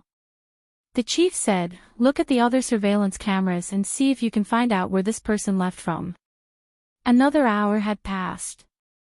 The strange thing was that even after looking through all the surveillance footage, there was no trace of the man leaving. It was as if he had disappeared into thin air without a trace. If this person is really the suspect, then I have to say that he's very meticulous. After committing the crime, he probably snuck out from a small corner to arouse suspicion. There were many fences in the neighborhood that had been in disrepair for a long time. Due to the wind and rain, they had already aged. Many of the fences were broken, so an adult could leave without much effort. Look at the surveillance cameras on the streets outside the neighborhood and then start investigating. Since we already know the suspect's basic characteristics, there should be hope of finding other clues. As soon as the chief finished speaking, the captain splashed cold water on him. This neighborhood is not far from the industrial area. Many of the roads nearby are provincial roads. Some of the roads don't even have illegal surveillance cameras, let alone security cameras. Therefore, there are often cases of robbery and theft around this neighborhood. There are dozens of cases in a year. However, because the rent is cheap, many factory workers rent here. This was going to be tricky. It was difficult to make any progress just by knowing the suspect's basic characteristics. It was impossible to draw a criminal portrait just by looking at his back. In addition, there were no eyewitnesses. If they wanted to continue investigating this case, they could only rely on the victim's words to make further inferences. Return without any results. How was that possible? Basically, they didn't find any strong clues, but they still had to exert some pressure. Muyaja exerted a lot of pressure on the bureau chief and ordered him to have a lead on the case within 10 days. Even if they did not find the culprit, they had to at least determine the scope of the investigation. How could the bureau chief dare to offend this great Buddha who was practically omnipotent in the capital?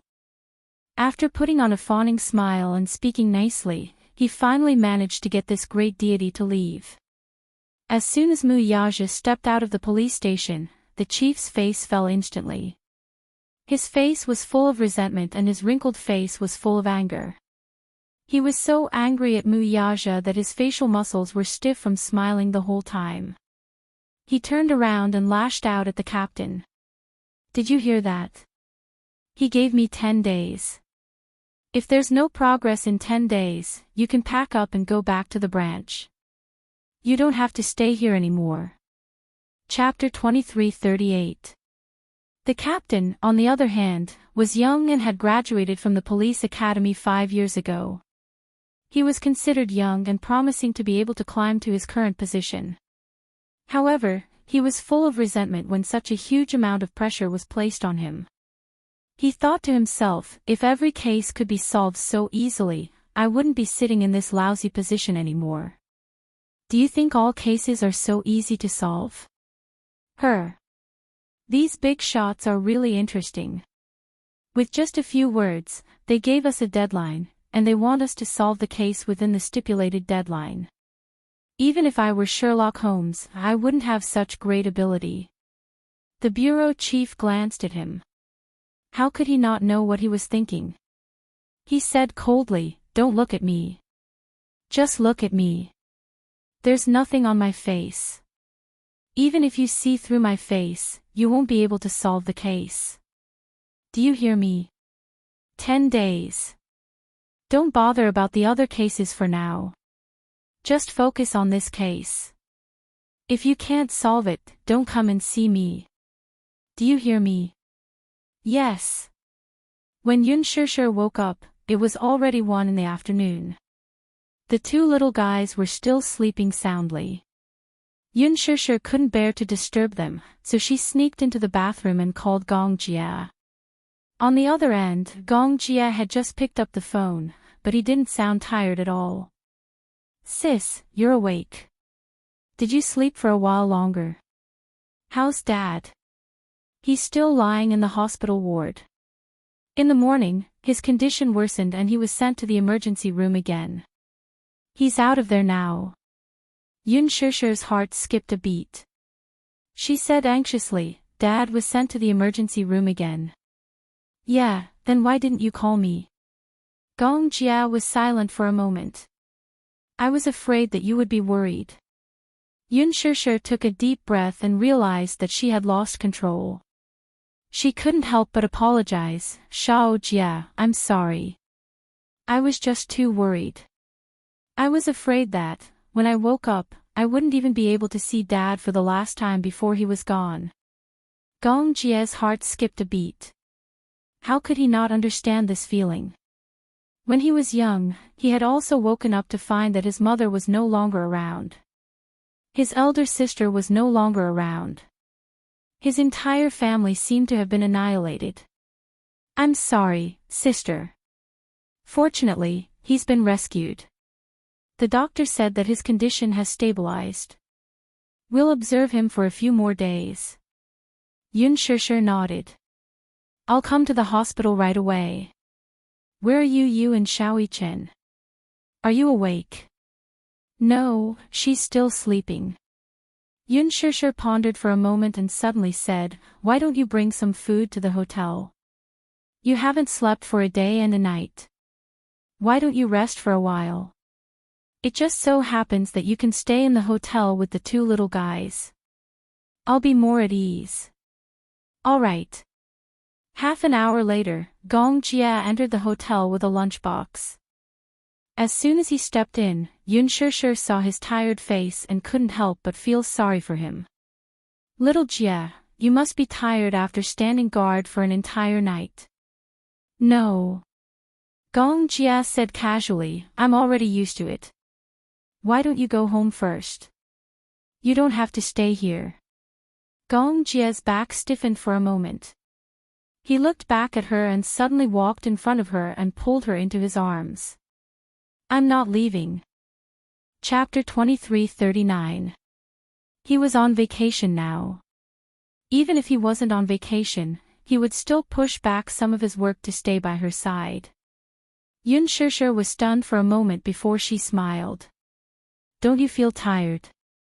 "No." Gong Jia shook his head and said seriously, "As long as I'm by your side, I won't feel tired."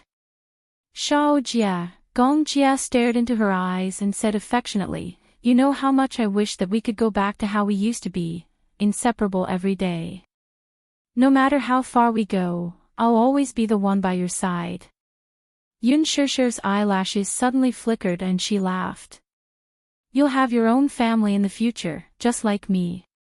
You'll have a wife who loves you deeply and a pair of adorable children. It might be difficult to go back to how we used to be. Before that day comes, I'll still be by your side." Gong Jia's gaze softened and he suddenly said softly, "I was already by your side before we were born." That's right. They were fraternal twins. They had been together since they were born. Their mother had also told them about the circumstances of their birth. When they were born, they held hands and did not let go even after they entered the incubator. When they grew up, they were inseparable and their hearts were linked. Even if they did not say anything, they could still read each other's minds. When Xiao Jia was happy, she would also feel happy and excited from the bottom of her heart. When she was sad, Xiao Jia's mood would also be inexplicably low. He would silently stay by her side and not say anything. When they were laughing, when they were crying, their expressions were exactly the same.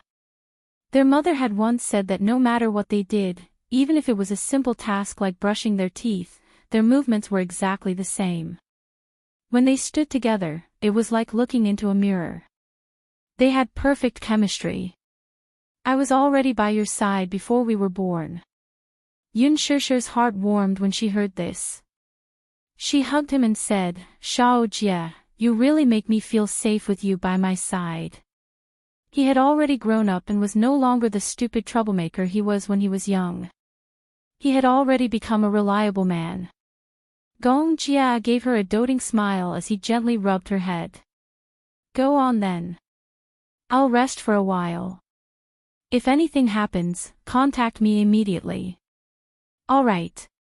Yun Shishir left the hotel room. Just as she walked out of the room, she suddenly bumped into a young man standing outside the room. He was wearing a suit and leaned against the wall. He wore glasses and looked very refined. It was obvious that he had a headset on his ear, like a personal bodyguard. When he saw her walk out of the room, he immediately approached. Yun Shishir was instantly on her guard, only to see him walking closer to her and saying seriously, "Miss Yun, don't be afraid.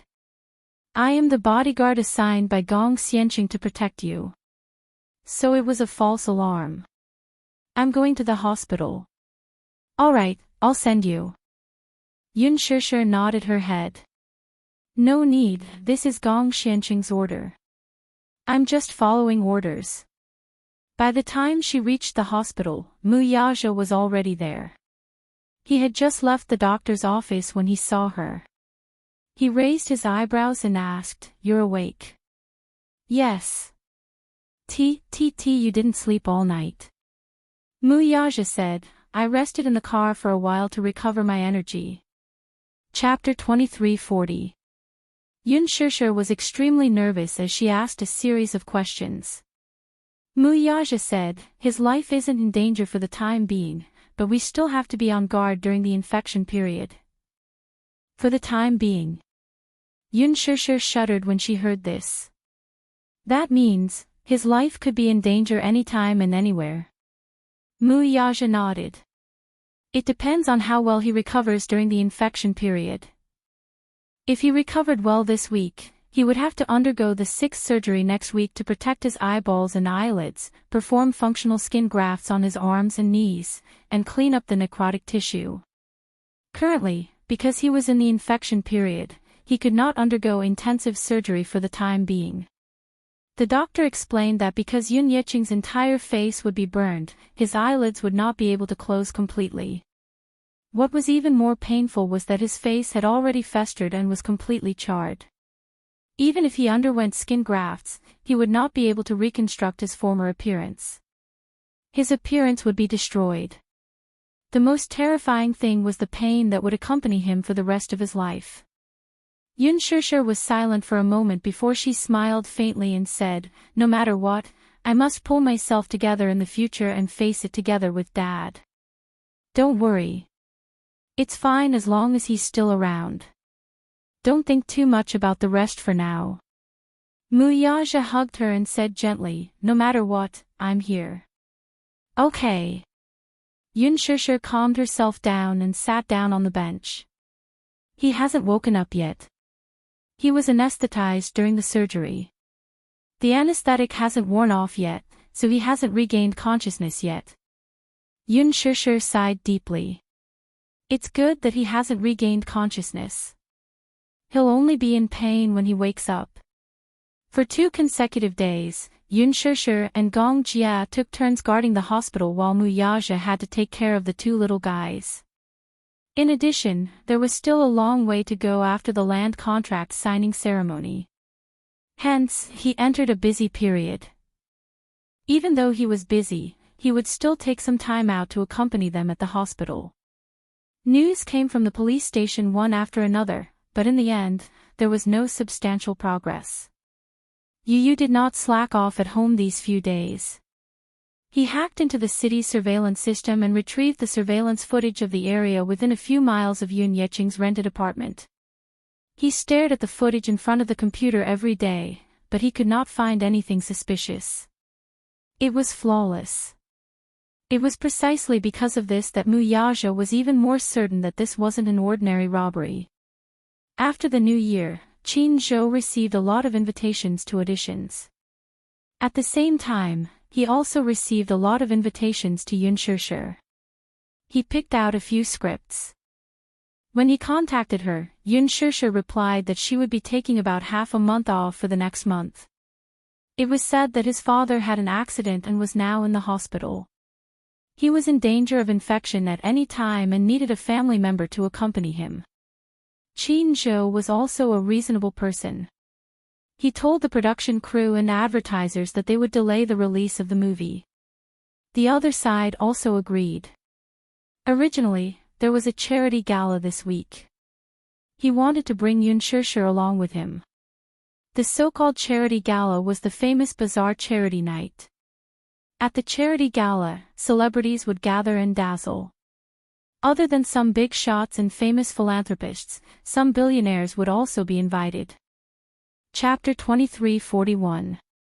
Some of the more scheming female celebrities would dress up to the nines and beg their grandfathers to find a way to get in touch with these big shots. The more scheming ones naturally did not care about these resources. Most of them hoped to use such an event to befriend some rich and famous people. Hooking up with any of them meant that they would enjoy endless wealth for the rest of their lives. By then, what was the point of acting? What was the point of rushing for a script? It was tough being an artist, having to endure cold shoulders and unspoken rules, but it was different being a rich man's wife. They were worshipped by thousands and admired by tens of thousands. It was much more comfortable. Thus, with these ultimate goals in mind, they did everything they could to attract even more attention that night. Qin Zhou naturally did not bring her along for this purpose. Yun Shishir did not lack resources. This charity night would be covered by a lot of media outlets. It would greatly increase the fame and exposure of the event. She did not accept any scripts this new year. The other starlets who were on the same level as her were either rushing to appear on the Spring Festival Gala program or appearing on some talk shows or entertainment programs to increase their exposure. She did not appear in front of the public for more than half a month, so she continued to raise her fame with a posh gala. This charity night was a good opportunity. But it was a pity, such an accident happened. When Qin Zhou learned of this, he and Ji Lin went to the hospital to visit. The moment they made a move, everyone in Huanyu learned of this matter. A few of the higher-ups had a discussion. Although Mu Yazhe was no longer the person in charge of Huanyu, they still had to pay him a visit out of friendship. It did not matter if they did not come. That lineup could be said to be mighty. Many of Huanyu's higher-ups brought gifts to the hospital and lined up the entire corridor. Not only that, many of the company's celebrities also came. The patients and their family members in the few wards near Yun Yeching's were shocked and rushed out to take a look. Seeing so many famous celebrities entering and leaving the ward, only then did they know that there was a serious patient in the ward next door. This alarmed the hospital's leaders. Seeing such a big lineup, they then realized that there was a patient with an extraordinary background in the hospital. He immediately ordered for Yun Yeching to be moved to a VIP intensive care unit with 4 nurses around the clock. At the same time, the media also took action after hearing the news. They lurked outside the door, just to be the first to get a first-hand report. Of course, this was all in the future. After being transferred to a special ward, Yun Yeching finally regained consciousness. When she received the news, Yun Shishir was having dinner outside. When she heard the news, she rushed back to the hospital without eating. Inside the ward, Yun Yeching had already regained consciousness. The nurse was carefully leaning on the bedside to wipe away his tears. Because his eyelids were unable to close, it was difficult to close his eyes. Therefore, he had to wipe away the tears that flowed out in time.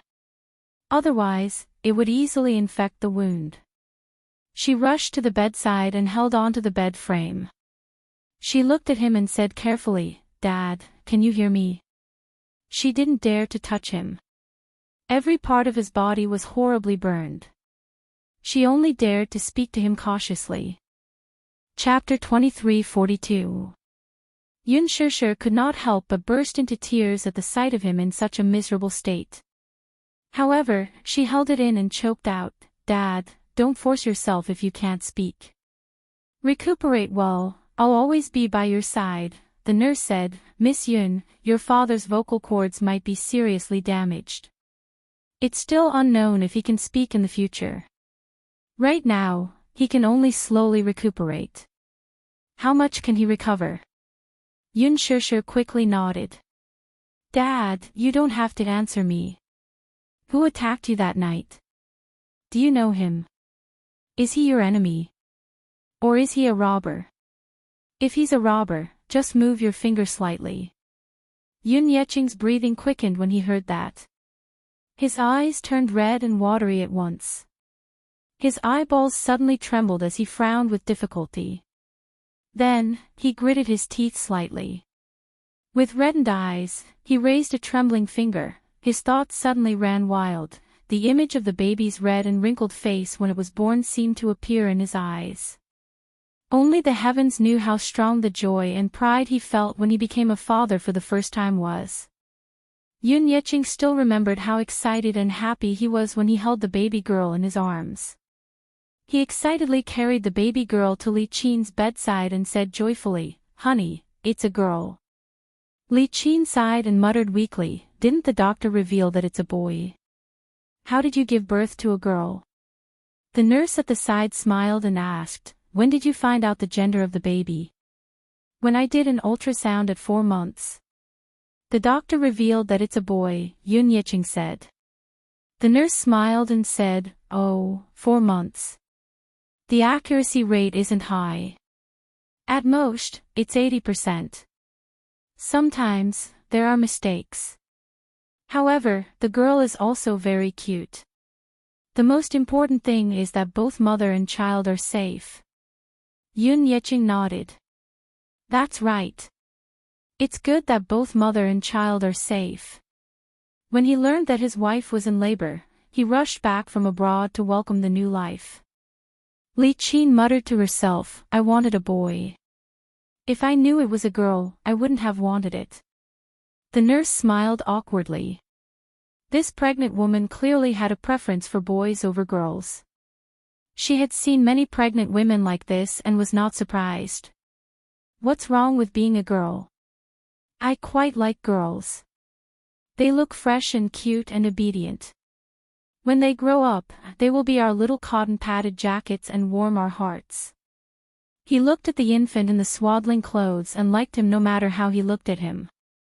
Even though the newborn's face was red and wrinkled, making it hard to discern any facial features, the thought that this was his flesh and blood still made him dote on the baby immensely. It doesn't matter if it's a boy or a girl. What's important is that both mother and child are safe. Yun Yeching hugged the child lovingly. What should I name it? Yun Yeching replied, a girl. Why don't we call her Yun Na? She should be a beautiful girl when she grows up. Yun Na, ever since she was born, he had loved her dearly and had supported her as they grew up. When Yun Na was young, her eyes and eyebrows were very similar to his. Especially after she entered junior high school, her facial features gradually matured, and she looked more and more like him. But how could the girl he loved and spoiled so much, with such a clear face, turn into such a hideous and twisted face? Chapter 23:43. The night was bleak, and not a single star could be seen. That night, he returned home from work. After parking his car in the garage, he walked along a small path toward his apartment building. Suddenly, a familiar yet cold voice came from behind him. Yun Yeching. The voice was deep, calling out his name directly. Stunned, he turned around in shock, only to see a woman in a hoodie standing behind him with her hands in her pockets. In the dim night, she was expressionless. There was an indescribable coldness on her face. It was clearly such a familiar face, but it was unknown if it was because of the hideous scars on her face. In addition to that ice-cold expression, it inexplicably made one's hair stand on end. Yun Yeching's first reaction, however, was surprise. Nana. He recognized the voice at once. After sizing her up for a while, he recognized her at a glance. Unusually surprised, he went up to her and excitedly pulled her into his embrace. You're still alive. You're still alive. His voice trembled due to the excessive surprise. Tears streamed down his face as he called out her name emotionally. You're still alive. It's good that you're still alive. It's good that you're still alive. I thought you were gone like your mother. Yun Na took a step back and said coldly, don't touch me. Yun Yeching was stunned. He did not expect her to be so heartless. His eyes widened, and just as he was about to approach her, she took another step back and coldly tugged at the corner of her lips. It's good that you're still alive. Ha ha. Aren't you very happy when I'm not around? I'm no longer your stumbling block now that I'm no longer around. What right do you have to tell me that it's good that you're still alive? On New Year's Eve, she stood behind a tree outside the villa. Through the window, she saw Yun Yeching beaming with joy as he hugged Yu in the living room. The snow fell on her, but her heart was colder than the layer of snow on the ground. At this thought, she suddenly gripped the sulfuric acid bottle in her pocket tightly. Her smile turned colder. Yun Yeching did not notice her little action at all and continued to call out her name in trepidation. Nana, shut up. Yun Na said expressionlessly, you have no right to call me by my name. Yun Na. Yun Na was dead. The one standing in front of you right now is nothing but a wandering ghost who has come to claim your life. His heart inexplicably trembled at those words that seeped into one's bones. He would never have imagined that his precious daughter who appeared before him at this moment was the incarnation of a malicious spirit who had followed him here in order to take his life. What happened to you when you were missing for a few months? I thought that your mother had taken you away from this place. When your mother's body was found some time ago, I was worried that something bad might have happened to you. But, where have you been for the past few months? Where did he go? Worried. Yun Yeching, are you worried? Your wife and daughter are missing, but I see that you're living a happy and carefree life. Yun Na looked as if she had heard a joke. If it wasn't for her, Li Qin would still be buried at the bottom of the sea. Not to mention her corpse, even her bones, flesh, tendons, and skin would have been eaten clean by the fishes. Worried. Chapter 23:44. Yun Na clenched the bottle of sulfuric acid tightly and lowered her head. Every muscle in her body was trembling with hatred. If one did not experience it personally, one would never understand the despair of struggling in the waves. How desperate she was at that time. At this moment, she hated Yun Shishir and Yun Yiqing so much. How much did she hate them? She wanted to skin them alive, pull out their tendons, and throw the B*TCH into the sea to feed the fishes. She wanted to see with her own eyes how desperate they were when they died. Yun Na's mouth cracked open and she suddenly laughed. She raised her head and stared at him with a pair of cold and bone-chilling eyes. Her laughter was so shrill that it was as if she was a malicious spirit that had climbed up from purgatory. Her voice was so cold and emotionless. It was frightening and chilling at the same time. Li Qin is already dead. Yun Na is also dead. She died in the boundless ocean. She died in the depths of despair. Yun Yiqing, you deserve to die, too. Today, I'll make you accompany them in death. After Yun Na finished speaking, she slowly walked towards him. Yun Yiqing was so stunned that he forgot to dodge. He saw her take out a bottle from her pocket. It was filled with an unknown liquid. She quickly unscrewed the cap and splashed it on his face. Crash! The concentrated sulfuric acid splashed on his face and instantly burned and corroded his intact skin. Before he could react, he felt a heart-wrenching pain. He clutched his face and staggered to the ground, struggling to get up. When Yun Na saw his struggling appearance, her smile suddenly became even more complacent. She casually poured the concentrated sulfuric acid on his body as she wantonly enjoyed the sight of him constantly twitching and struggling. Her face was filled with excitement and a sinister smile. Yun Yiqing. You deserve this. The strong corrosive force instantly burned his skin until it was full of holes. Yun Na poured all the liquid in the bottle into his mouth and threw the bottle at him expressionlessly. There was no need to worry about leaving any traces on the surface of the bottle. Before this, she had already cut off her fingertips with a knife, so there would not be any fingerprints left behind. Yun Na watched expressionlessly as Yun Yiqing struggled in pain and howled at the top of his lungs. She then turned around and slowly left the scene. There was no trace of fear or guilt in his heart. She was calm and composed, as if she was taking a stroll in the back garden, and left just like that. When he woke up and regained consciousness, he knew that he had been sent to the hospital. The doctor walked in and gave him a lot of instructions. He also introduced his injuries. He had barely managed to save his life, but the rest of his life would be accompanied by pain. In the short time he was lying on the bed, he quickly recalled what had happened. When he thought of Yun Na's savage and resolute face, he couldn't help but tremble. Dad, Yun Shishir looked at him worriedly when she saw that he had stopped moving. Yun Yiqing's eyes darted around, and he glanced at Yun Shishir. Then, he recalled Yun Na's deranged face. After some hesitation, he finally sighed. He choked back his tears, and shook his finger laboriously. If he could speak now, he would tell her without hesitation that he had been attacked by an anti-society thug on his way home. Chapter 23:45. He was unable to speak, much less nod or shake his head. All he could do was bend his finger slightly as a nod. Yun Shishir wanted to ask more, but the nurse beside her reminded her that the patient needed rest and should not ask too much. She could only drop the subject. It was not that she did not have any doubts. Robbery. Robbers. The crime scene did not look like it. It clearly looked like someone was out for revenge.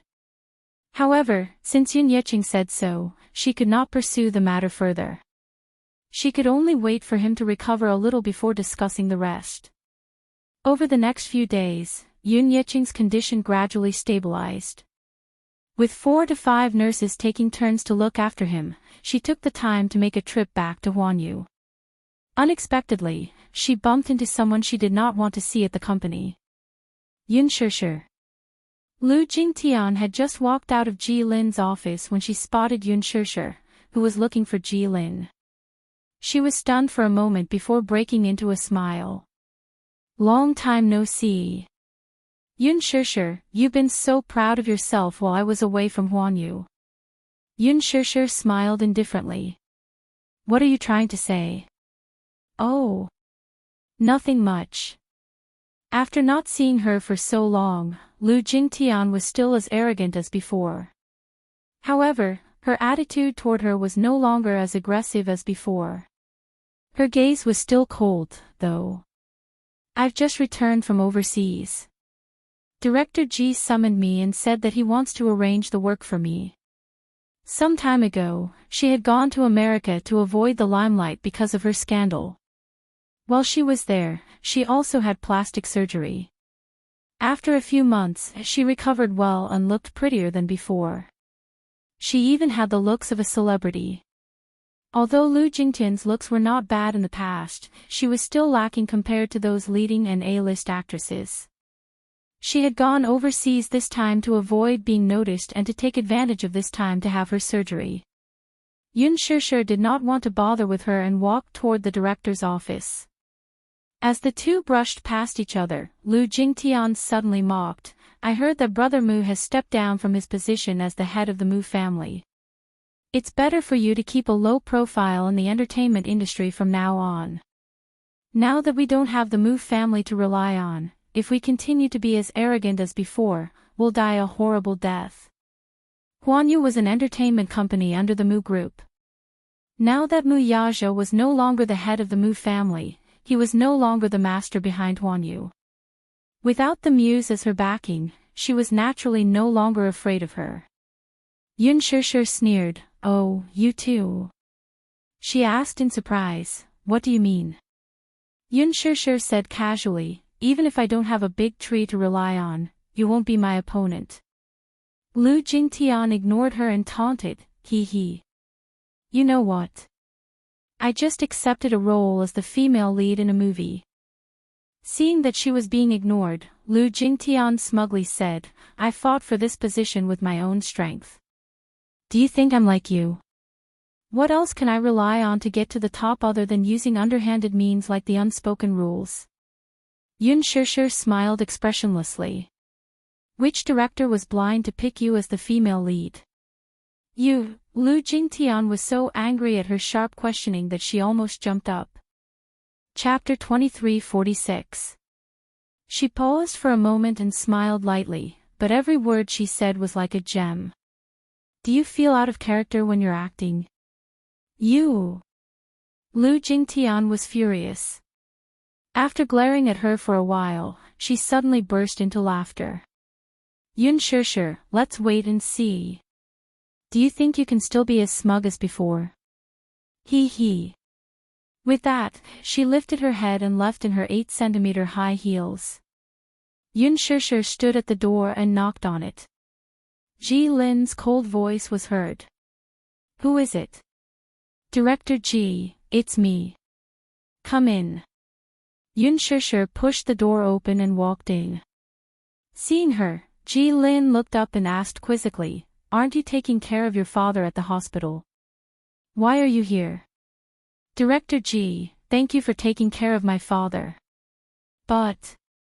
Yun Shishir paused and took out a check wrapped in an envelope from her bag.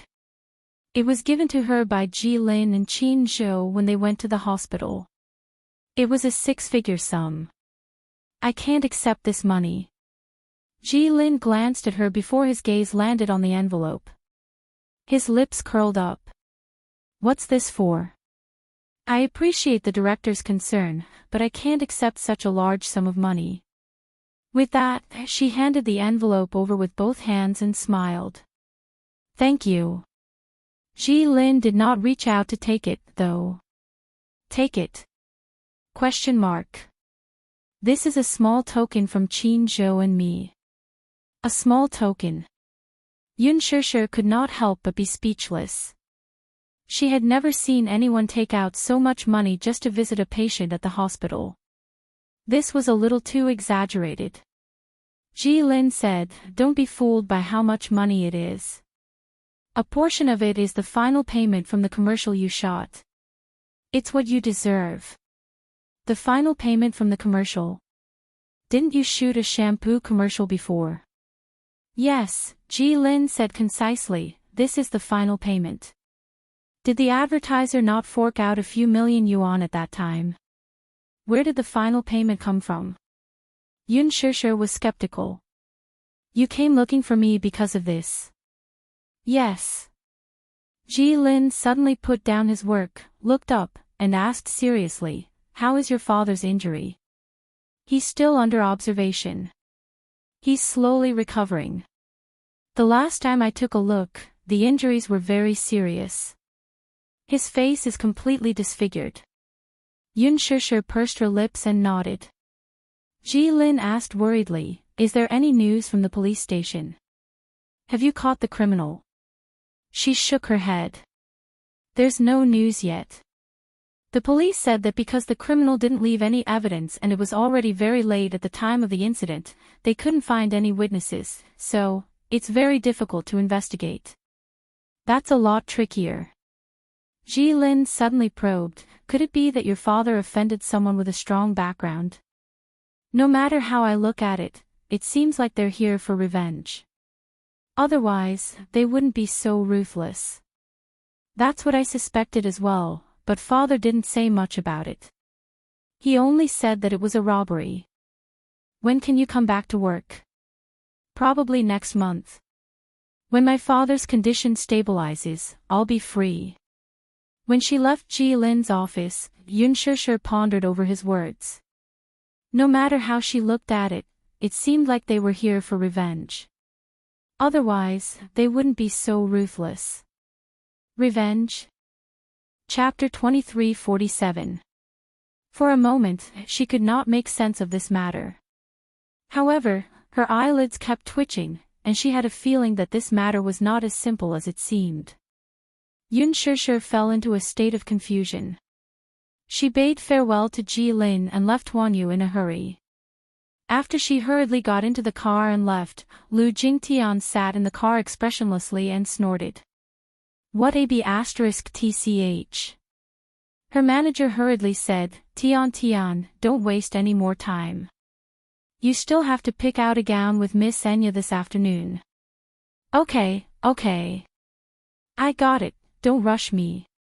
She then looked at the driver's seat and ordered, let's go. Bazaar's annual charity gala was in a few days' time. She had finally obtained an entry ticket, so naturally, she had to dress up grandly. For this opportunity, she had paid a hefty price. She only hoped that she could make friends with some well-known directors and producers at this charity gala.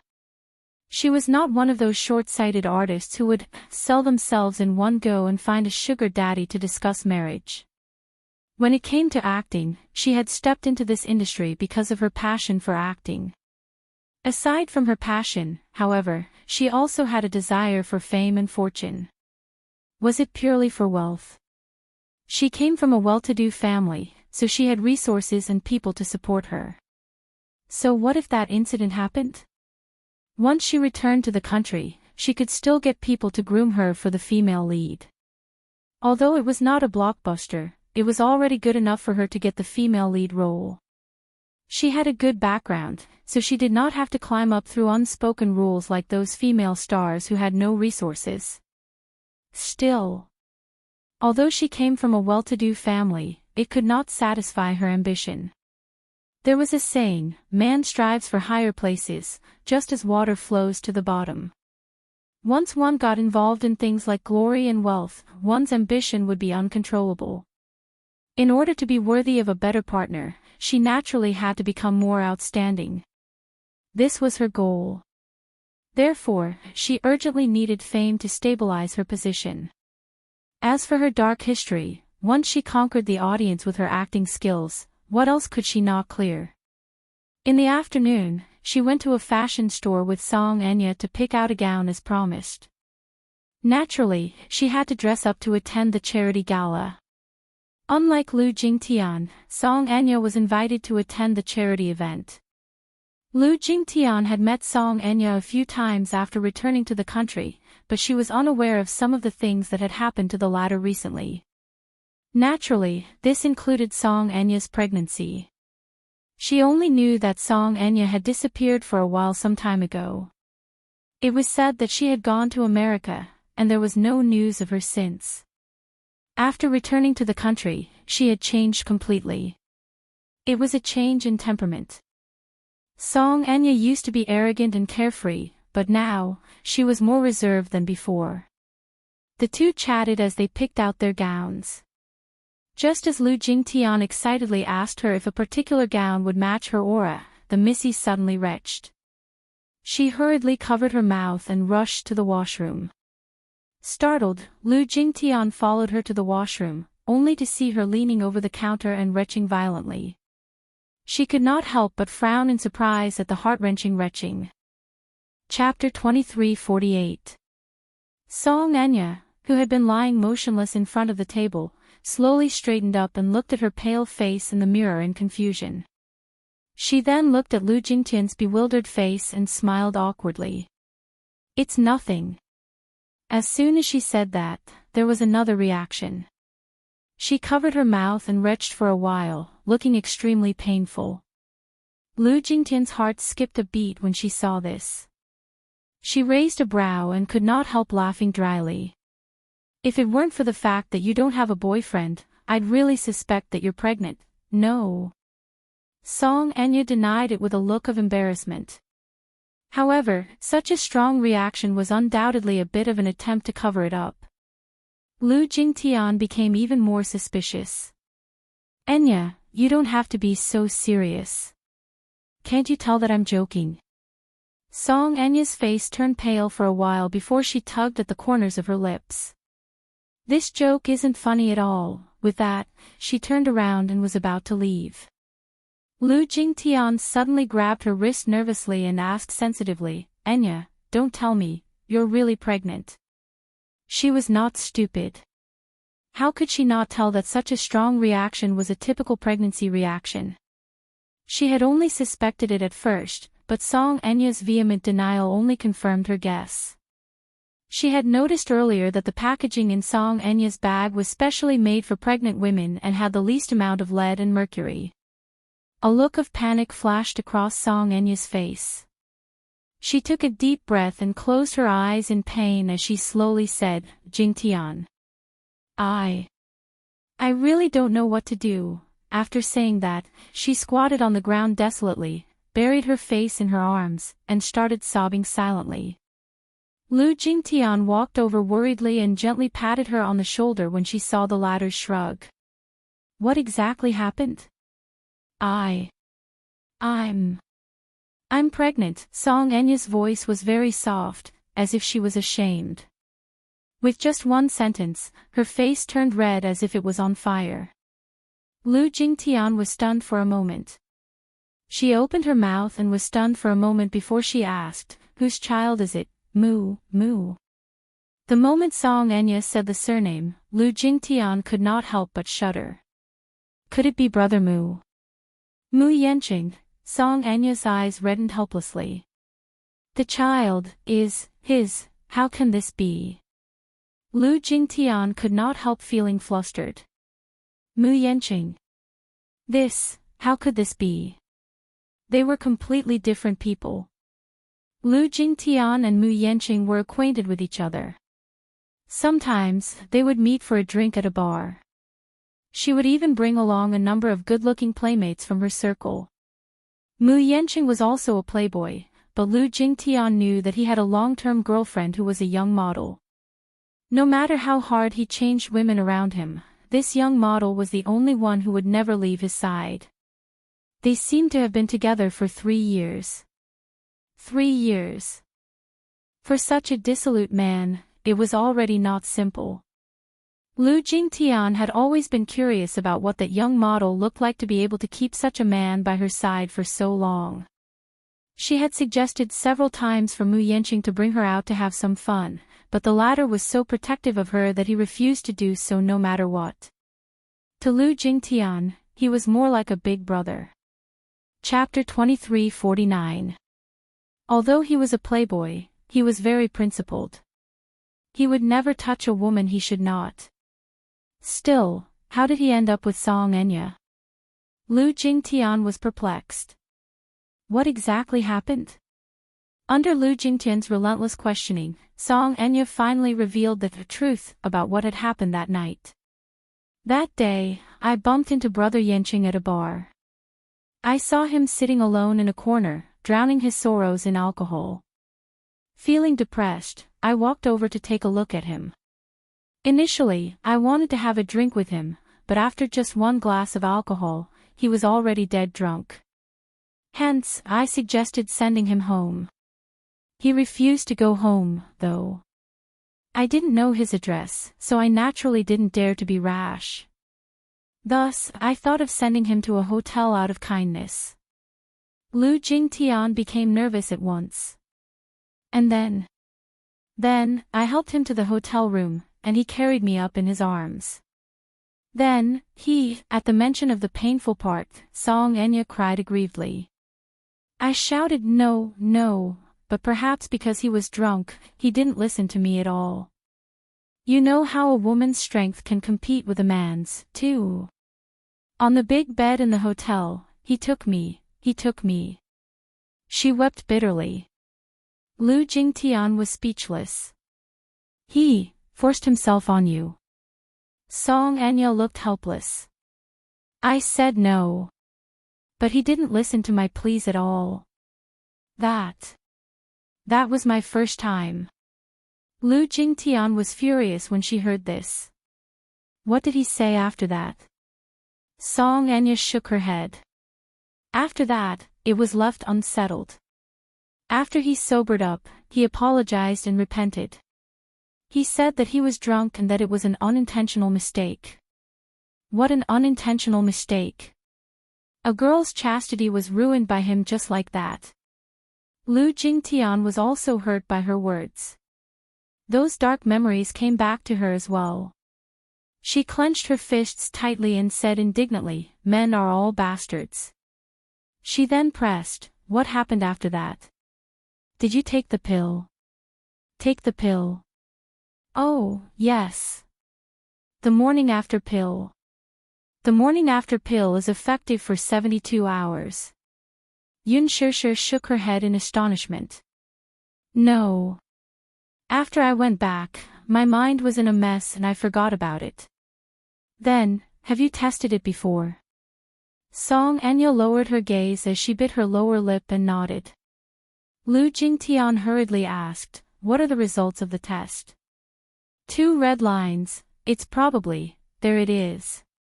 Lu Jingtian furrowed her brows. Song Enya suddenly took out a box from her handbag. The box contained a pregnancy test kit. She took out a test kit from the box and showed it to her. She took it and was shocked. You're really pregnant. I don't know if this is accurate. Song Enya stared at him blankly. Lu Jingtian replied, just because the pregnancy test failed doesn't mean that she's not pregnant, but once it does, she's definitely pregnant. With that, she gritted her teeth angrily. Mu Yanqing, that B** starred. I thought he always knew when to stop. The two of them had been in a relationship for so many years. Although they were not as close as sisters, at this moment, perhaps because Lu Jingtian was reminded of some unbearable past, she resonated and was filled with righteous indignation. Jingtian, what should I do? Chapter 2350. What else can we do? She yelled. He must take responsibility for what he's done. Sho. Song Enya hurriedly covered her mouth. Keep your voice down. Enya. This isn't something to be ashamed of. You're innocent and a victim, what's there to hide? It's best if you make a big deal out of it and let everyone know about it. Let that jerk step forward and take responsibility for you. But I don't dare. Song Enya flinched. Lu Jingtian snorted. What's there to be afraid of? Just you wait, isn't Mu Yanqing going to attend the charity event? When the time comes, I'll help you tell him that you don't have to feel ashamed. The one who should feel ashamed is him. Song Enya was touched. Jingtian, thank you. Thank you so much. You've done so much for me. Lu Jingtian laughed coyly. We're good friends, after all. Don't worry, although Mu Yanqing did such a thing, he won't deny you if you're pregnant. Okay. All right.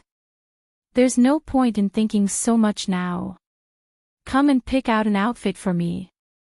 Okay. Lu Jingtian turned around. Behind her, the helplessness on Song Enya's face suddenly faded and was replaced by a smug smile. After picking out the gown and walking out, Lu Jingtian suggested shopping at a nearby mall to buy a bag, but Song Enya declined, saying that she was not feeling well and wanted to go home to rest.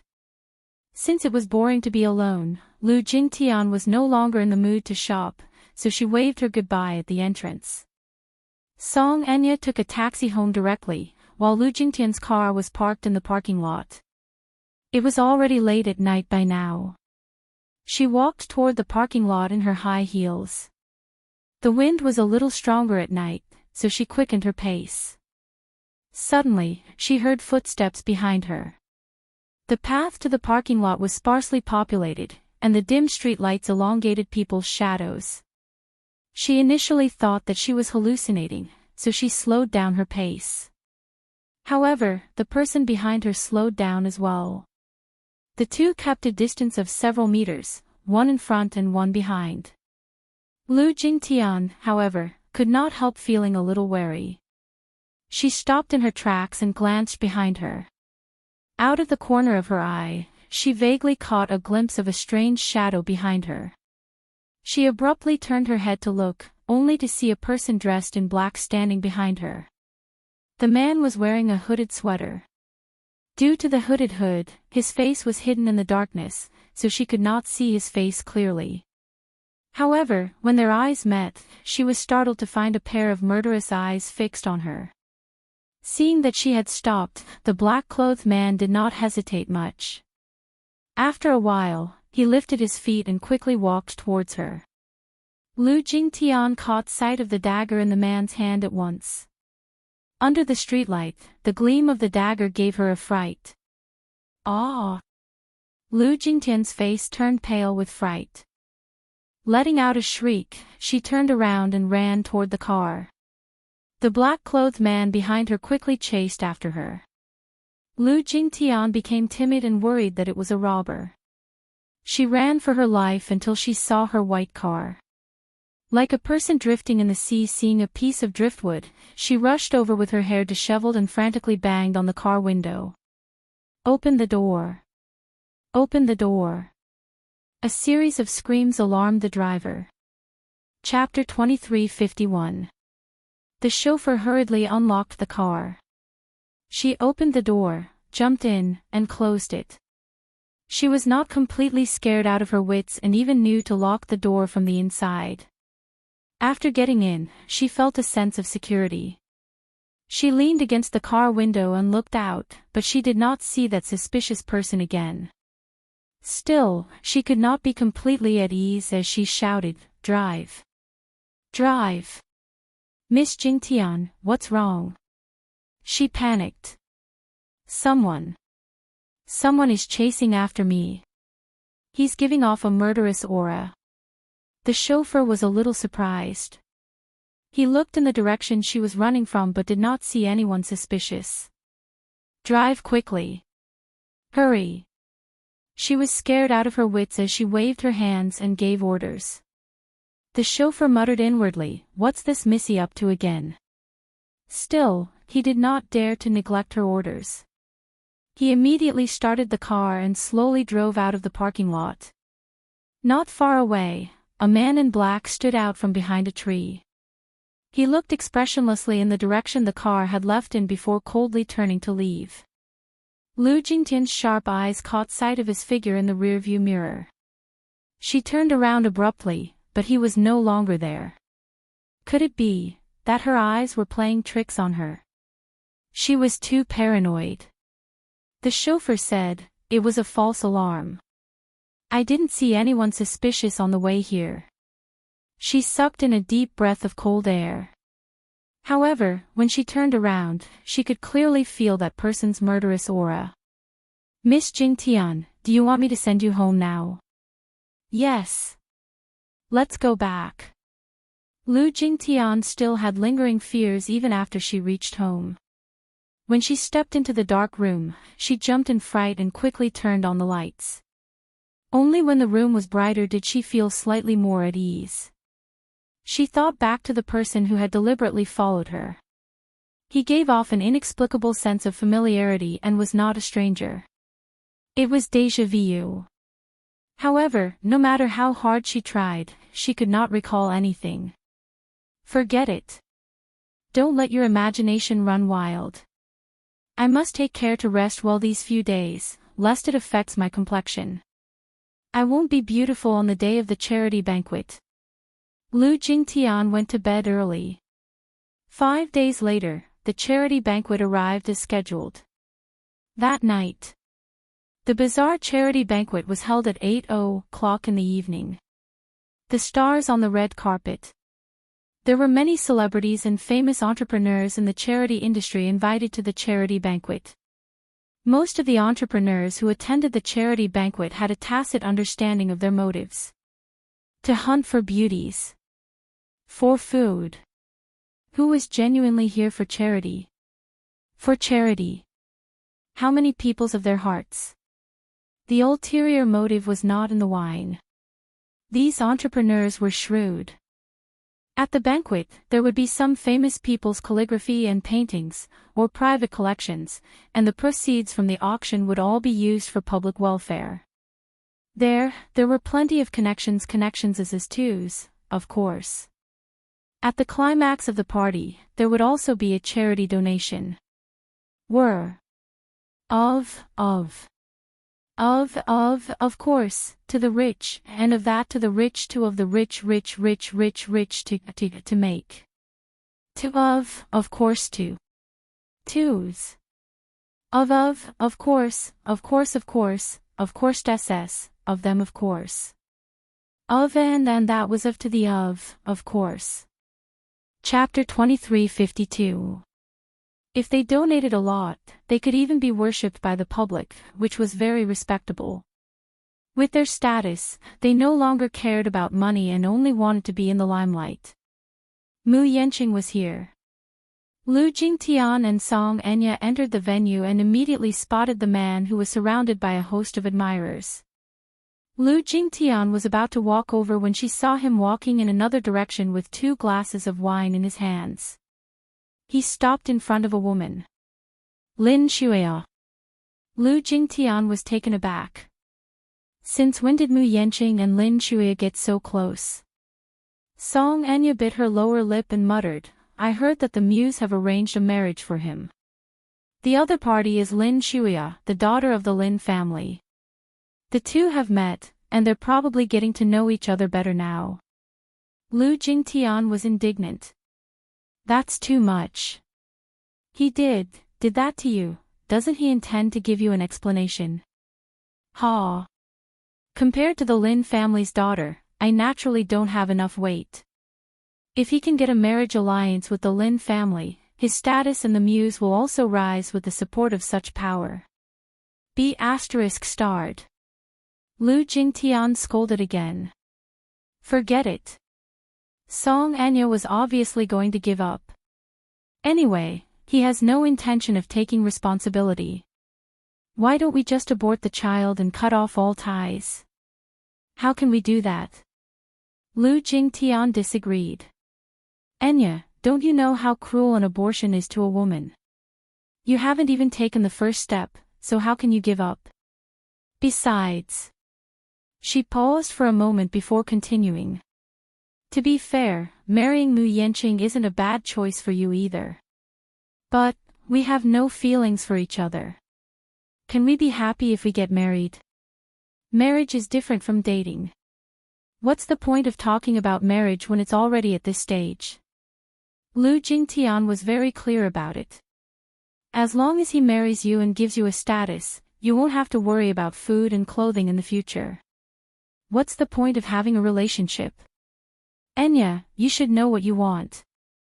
Song Anya kept quiet at the side. Lu Jingtian could not stand it anymore. She stomped her feet and reminded her, "Stay here and wait for me to come back." With that, she walked toward Mu Yanqing. Song Anya pretended to stop her, but she did not stop her from leaving. Smiling inwardly, she turned around to chat with the others. In the venue, the lights were elegant and the lights were intertwined. Mu Yanqing and Lin Shuya were talking about something. Compared to the estrangement and aggressiveness they had when they first met, Lin Shuya was much more restrained now. When they talked about something interesting, she would even chime in with a smile. Mu Yanqing was greatly encouraged. She no longer had such a strong sense of rejection and enmity towards him. Being with him was actually a good start. Right now, the man had long forgotten about the unpleasantness between him and Song Anya that day. Hence, when she appeared in front of him in a fit of rage, he was still at a loss. "Jingtian." He smiled and sized her up. "You're here, too." "Of course. I also received an invitation." Naturally, Lin Shuya did not have a good impression of this woman who had appeared out of nowhere. She sneered and did not give her any face. "Oh. Why didn't I see your name on the invitation list?" Chapter 23:53. She stood between the two and said to Lin Shuya, "Please leave us alone for a while. I have something to discuss with Brother Yanqing." "Oh. Are you chasing me away?" Lin Shuya naturally did not fall for this trick. Holding the wine glass, she raised a brow and said, "I'm sorry, but I like to stand here. You have no right to obstruct me." "All right, it's fine if you don't leave." Lu Jingtian could not wait for her to stay. She suddenly took out a box from her exquisite handbag and threw it in front of Mu Yanqing. She said coldly, "Brother Yanqing, take a look for yourself. Look at what you've done." Mu Yanqing picked up the box nonchalantly, only to see that it was a pregnancy test kit. His eyelids twitched violently. "What is this?" "You'll know what it is when you open it for yourself." Lu Jingtian crossed her arms in front of her chest, looking unforgiving and unreasonable. Mu Yanqing was a little annoyed at her untimely appearance, but in front of Lin Shuya, he naturally had to be gentlemanly. Hence, he said, "Let's talk at the side." "Why?" "Brother Yanqing, are you feeling guilty right now? There are no outsiders here." Lin Shuya also took a look curiously, only to see that it was a pregnancy test kit. She furrowed her brows in confusion. "What is this?" "Nothing." Mu Yanqing said perfunctorily, "It's just something boring." Lu Jingtian could not take it anymore. She simply snatched the box from his hand and opened it. A pregnancy test kit fell on the table. Lin Shuya picked it up immediately, only to see two eye-catching lines on the pregnancy test kit. "What is this?" She glared at Mu Yanqing suspiciously. Lu Jingtian glared at Mu Yanqing and said fiercely, "Do you know that Enya is pregnant? She's pregnant with your child. Don't you intend to give an explanation?" "Pregnant?" Lin Shuya laughed out of the blue. "What does Song Enya's pregnancy have to do with him?" Lu Jingtian glared at Mu Yanqing and said through gritted teeth, "Brother Yanqing knows very well whether it has anything to do with him." Mu Yanqing's face froze for a moment, but he quickly regained his composure and said expressionlessly, "Jingtian, don't fool around." "I'm not fooling around." Lu Jingtian said a little angrily, "Brother Yanqing, since you've made a mistake, as a man, shouldn't you? Or do you think that Enya is a cheap woman, so cheap that you don't deserve an explanation even if you defiled her?" "Jingtian." Mu Yanqing was also annoyed. "Is there a need to talk about this in such an occasion?" "Of course." At the side, Lin Shuya suddenly sneered. "I finally understand what's going on." She threw the pregnancy test kit at Mu Yanqing and glared at him coldly. "Mu Yanqing, you're really interesting." With that, she's to leave. She Mu Yanqing immediately reached out to grab her hand. Shuya, listen to me. Leave your explanation to your second uncle. With that, Lin Shuya left without looking back. Mu Yanqing looked on helplessly as Lin Shuya walked away. Suppressing his anger, he turned to look at Lu Jingtian and sneered through gritted teeth. Lu Jingtian, are you satisfied now? Chapter 2354. Mu Yanqing was so angry that he blurted out, there are plenty of women I've impregnated. Do I have to give them an explanation? Or do I have to marry them one by one? Or be a concubine? You! Lu Jingtian's face flushed red with anger at his crooked words. Annoyed at her untimely appearance, Mu Yanqing did not hold back with his words. Besides, what can a pregnancy test kit prove? How can I be sure that the child in her stomach is mine? She sneered. Don't you know whether the child in her stomach is yours or not? Mu Yanqing sneered in return. Why should I know? This pregnancy test kit can only prove that she's pregnant, but it can't prove that the child in her stomach is mine. Lu Jingtian was dumbfounded for a long time. Suddenly, Song Enya's sarcastic voice came from behind. If you don't believe me, there's no harm in doing a paternity test with you. Startled, Mu Yanqing turned around, only to see Song Enya standing elegantly behind him in a gown. Her eyes were cold and disappointed. Brother Yanqing, don't you think that your words just now were too hurtful? Enya, he was a little surprised. Why are you here? Could it be? He glanced at the contraceptive kit on the table from the corner of his eye and suddenly realized something. Lu Jingtian came knocking on his door so aggressively. Could it be that Song Enya had instructed her to do so? That woman was really shrewd and ruthless. How could he not tell that Lu Jingtian was so indignant because of Song Enya's instigation? At this thought, he said coldly, so, you got Jingtian to ruin my show in public just to get a status from me and fan the flames between me and Miss Shuya? Get a status, Song Enya's body swayed. Clearly, she had suffered a blow. This was definitely not an act. Her heart was really pierced by this sentence. Get a status. She had always been such an arrogant person. Apart from Brother Mu, she did not care about any other man. Now, however, she was so lowly that she did not hesitate to use underhanded means to tie up a man and demand a marriage with no status. How did she fall to such a lowly state? At the side, Lu Jingtian grumbled in dissatisfaction. Calling her Miss Shuya is really nice. Calling her so intimately. But why don't you think about it? Do you think she'll take a liking to you? I was just teasing you. Mu Yanqing was not in the mood to entertain her. Feeling a stab of pain in her heart, Song Enya mocked coldly, Brother Yanqing, you're such a disappointment. Since you already have Lin Shuya, why are you still provoking me? I'm innocent. Do you think I'm happy to have this child? She raised her voice slightly, and the surrounding guests heard her angry voice and turned their heads curiously. They looked around and whispered to each other. Isn't that the eldest daughter of the Song family? Why is she with young Master Yanqing? The two of them look a little ambiguous. Could it be? Mu Yanqing warily scanned his surroundings and immediately took a step forward to grab her hand. He then turned around and led her to a remote corner. Banquet hall, corridor, dead end. Very few people passed by. Chapter 2355. Along the way, Song Enya kept struggling, but Mu Yanqing refused to let go of her. When they reached a corner, he suddenly pressed her against the wall and stared at her fiercely.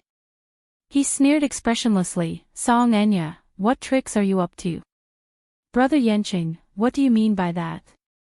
With tears in her eyes, Song Enya put on an innocent look. He said angrily, you don't have to put on such a pitiful look.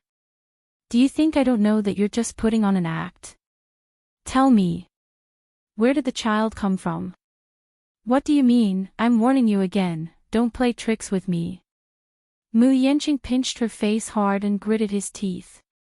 Song Anya, it's not that I haven't played with women before.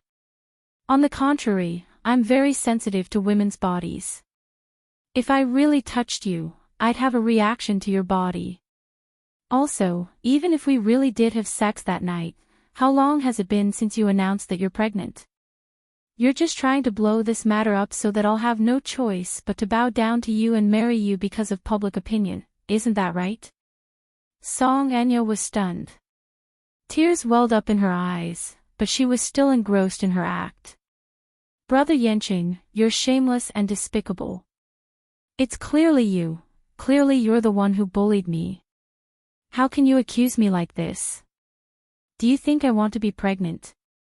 I wish that this had never happened. How can you bear to falsely accuse me like this? Falsely accuse? Mu Yanqing's lips suddenly curved into a sinister smile. The next day, I went for a blood test. Song Anya was stunned and her expression froze. Guess what the test results were? Mu Yanqing leaned forward and whispered into her ear with a sneer, the wine I drank was laced with a knockout drug. That night, you were the only person I came into contact with. Unfortunately, something like that happened. Song Anya, how can I not suspect that you're trying to get close to me with ulterior motives? I don't know how this child in your stomach came about or whose it is. Don't even think about making use of me. Song Anya turned pale with fright. She did not expect him to be so astute as to go to the hospital for a checkup the next day after leaving the hotel. Actually, he did not suspect anything about his one-night stand with Song Anya that morning, but Jiang Qiming's appearance made him suspicious instead. There was no such coincidence. If something really happened between him and Song Anya in a drunken stupor, then how did Jiang Qiming obtain such accurate information, even down to the room number? He suspected that Song Anya had told Jiang Qiming about what had happened last night, but the helplessness and panic that the Missy had displayed at that time were clearly out of her wits. Even when he approached and comforted her, she was so frightened that she shrank into a corner and broke down emotionally. It was hard to imagine how she could tell Jiang Qiming the exact same thing and calmly tell her the hotel address and room number when she lost control of her emotions. It was self-contradictory. The appearance of such a coincidence was rather abrupt. Mu Yanqing calmed down. No matter how he thought about it, he could not shake the feeling that something was amiss. Chapter 2356. Just as Jiang Qiming had said, although he was not as shrewd as Mu Yaja, he was not an ordinary person to be able to get to where he was. Hence, after leaving the hotel, he went to the hospital for a checkup. What made him suspicious was that after he woke up, his memory of everything that had happened after he was drunk was blurry. How could he be so drunk after drinking more than a bottle of red wine? Waking up with a splitting headache was not a normal reaction after a hangover. Besides, he had a good tolerance for alcohol, so he would not be so drunk that he could not even remember what had happened last night. The results of the checkup did not surprise him much. His blood tests showed that there were traces of drugs in it, which meant that there was something wrong with the wine he drank last night. His first reaction was that Song Anya must have done something to his wine, which led to what happened next. He was too careless. He was not prepared for it. When he got this result, he did not go to find Song Anya to reason with her immediately. Firstly, he really did not know why she would use such a method that was close to ruining her reputation. It would be inappropriate for him to go there rashly. Secondly, he did not know what tricks she would play next to make use of him. Furthermore, he was saving some face for the Song family. Unexpectedly, not long after, this woman came looking for him with a pregnancy test kit and asked him to take responsibility. He couldn't help but wonder whose blood flowed in the child in her stomach. What's your motive? Just say it. At this point, what's the point of hiding? As soon as he said that, Song Anya burst into laughter all of a sudden. Motive? Did you plan all this so meticulously just for thrills and fun? He glared at her. Tell me, what's your motive? Seeing that her plan had been exposed, Song Enya did not show any anger or fear. Instead, she calmed down and said calmly, I want you to marry me. Dream on. Why should I marry you? Mu Yenqing asked without hesitation. That night, no matter what the truth is, someone saw you and me entering the hotel. There are also CCTV records. My mother also caught you on the spot. He. You're asking me why you should marry me. Because I'm pregnant with your child. Ha. The child in your stomach may not be mine. Naturally, Mu Yenqing did not believe her one-sided story. He only thought that she was fooling around outside and accidentally got pregnant. Thus, she coveted the status of the Mu family's young mistress and wanted to rely on him to enjoy wealth and glory. Naturally, he would not let her have her way. Song Enya suddenly laughed. Won't the truth be out once we check if the baby is yours? Mu Yenqing was stunned. He tried his best to search for even the slightest clue on her face, but seeing her solemn vow without the slightest bit of guilt, he found it hard to believe. Impossible. Nothing is impossible. Song Enya continued, You're right. That night, nothing happened between us, but the child in my stomach was indeed yours. You can ask for a test or a certificate. As long as you don't hurt the child, I'm at your mercy. Chapter 23:57. How did the child come about? The man was even more confused now. You don't have to worry about that. All you need to know is that you're the child's biological father, and there's an undeniable blood relationship between you. What the hell? He was so annoyed that he wanted to just walk away. Song Enya calmly said from behind, Mu Yenqing, wake up and be more rational. Right now, I need you, and you need me, too. Don't count on the marriage alliance with the Lins anymore. Who do you think you are? An arrogant woman like Lin Shuya will never take a fancy to you. Don't you just want to be the head of the Mu family? Marry me, and with the Song family's power, we'll be able to help you. As long as you marry me. Mu Yenqing's footsteps paused, but he did not look back. After a moment of silence, he strode away. Song Enya tried to pull herself together until he was gone. Her body went limp and she leaned against the wall with her arms hanging limply by her side. Ha ha. How can I be so shameless? Forget it. Since I've already taken this step, there's no turning back. I can only get what I want by hook or by crook. When she returned to the banquet hall, Mu Yenqing was nowhere to be seen. Seeing her return, Lu Jingtian anxiously went up to her and asked worriedly, Enya, what were you two doing just now? I saw Mu Yenqing leave in a huff. He seemed to be very angry. It's nothing. I just had a showdown with him.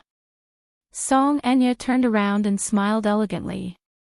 Jingtian, if I become the young mistress of the Mu family, will you give me your blessings? Why, of course.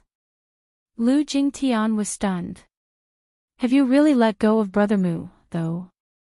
Don't you miss him anymore? Song Enya calmly replied, Naturally, I'll let go of what I shouldn't be thinking about. Jingtian, I'm no longer the old Song Enya. The old Song Enya is already dead. I know very well what I want now. Lu Jingtian was shocked. This woman has really changed. Mu Yenqing went straight back to the Mu residence and found Mu Linfeng in the study. He went into the study and locked the door.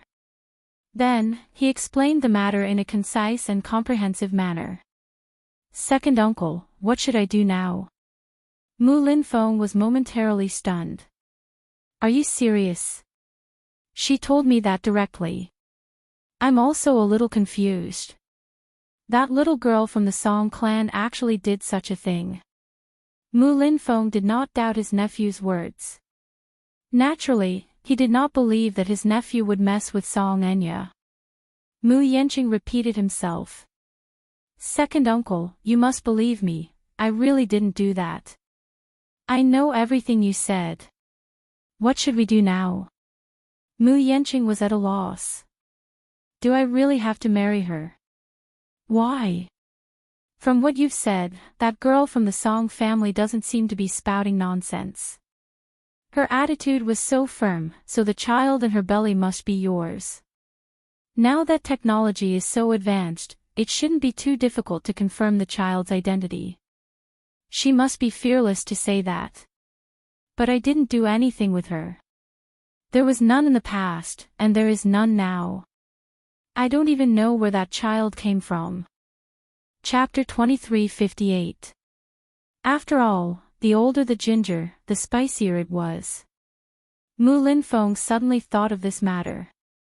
I heard that the last disappeared for a while some time ago. After she came back, a series of things happened. Perhaps she used such means. Mu Yanqing was jolted awake. Only then did he realize that there was indeed such a loophole in the sperm bank. Second uncle, could it be that she took and went for an operation to get pregnant with my child through artificial insemination? Yes. That's possible. What should we do, then? Mu Yanqing was instantly in a terrible fix. I don't want to marry her. A woman like her, who was good at playing tricks, would be intimidating to all men. Isn't it the same no matter who you marry? Since this matter has already happened, I'm afraid that the Song family will come knocking on our door and make things difficult for both sides. It's better to consider this matter at length. No matter what, I'll listen to second uncle's arrangements. Mu Yanqing expressed his sincerity. Mu Linfeng nodded in satisfaction. You can go back, then. I still have a lot of things to worry about, so let's put this matter aside for now. Okay. Mu Yanqing stood up, nodded, and retreated. During the charity night, Lu Jingtian befriended a few producers and successfully obtained some good resources. One of them was a big movie that had recently started casting in full swing. This might be a good start for her. By the time she returned from an audition, it was already 11 p.m. When she passed by a pub, she parked her car at the side and asked a few of her best friends to have a drink. She sat in a private room on the second floor and quietly listened to the live broadcast. Just as she was feeling bored, she suddenly caught a glimpse of a dark figure slowly walking over from an unknown corner until it stopped beside her. Lu Jingtian's heart skipped a beat. She raised her head in alarm and suddenly met a pair of eyes that resembled black holes. A chilling, murderous aura assaulted her like invisible blades stabbing into her body. This person was not unfamiliar to her. Lu Jingtian recognized him at once. He was the man in black who had been tailing her that night. She was still wearing the hoodie she had worn that day. With the hood on her head, her facial features were hidden in the shadows. Under the dim light, it was impossible to see her silhouette clearly. However, one could vaguely see the hideous scars on her face. Coupled with such a ferocious and terrifying face and the terrifying aura on his body, there was no doubt that he was a malicious spirit that had come to claim his life. Ah! Lu Jingtian's face turned pale with fright. She opened her mouth to let out a scream, but it was quickly silenced. She lowered her head in a daze and looked at the man's outstretched hand. A sharp dagger poked out from his sleeve and was pressed against her waist. Don't call me that. That person's voice was extremely cold and heavy, like the sea in the middle of the night, incomparably cold. Due to this kind of deterrence, she didn't dare to make a sound for a while. You want? What do you want? Lu Jingtian's lips quivered as she asked with a pale face. The man in black smiled and sat down directly opposite her. I'm just here to catch up with an old friend. Why? Am I not welcome? Lu Jingtian swallowed hard and asked with a sobbing voice, You? Who exactly are you? What do you want? Chapter 23:59.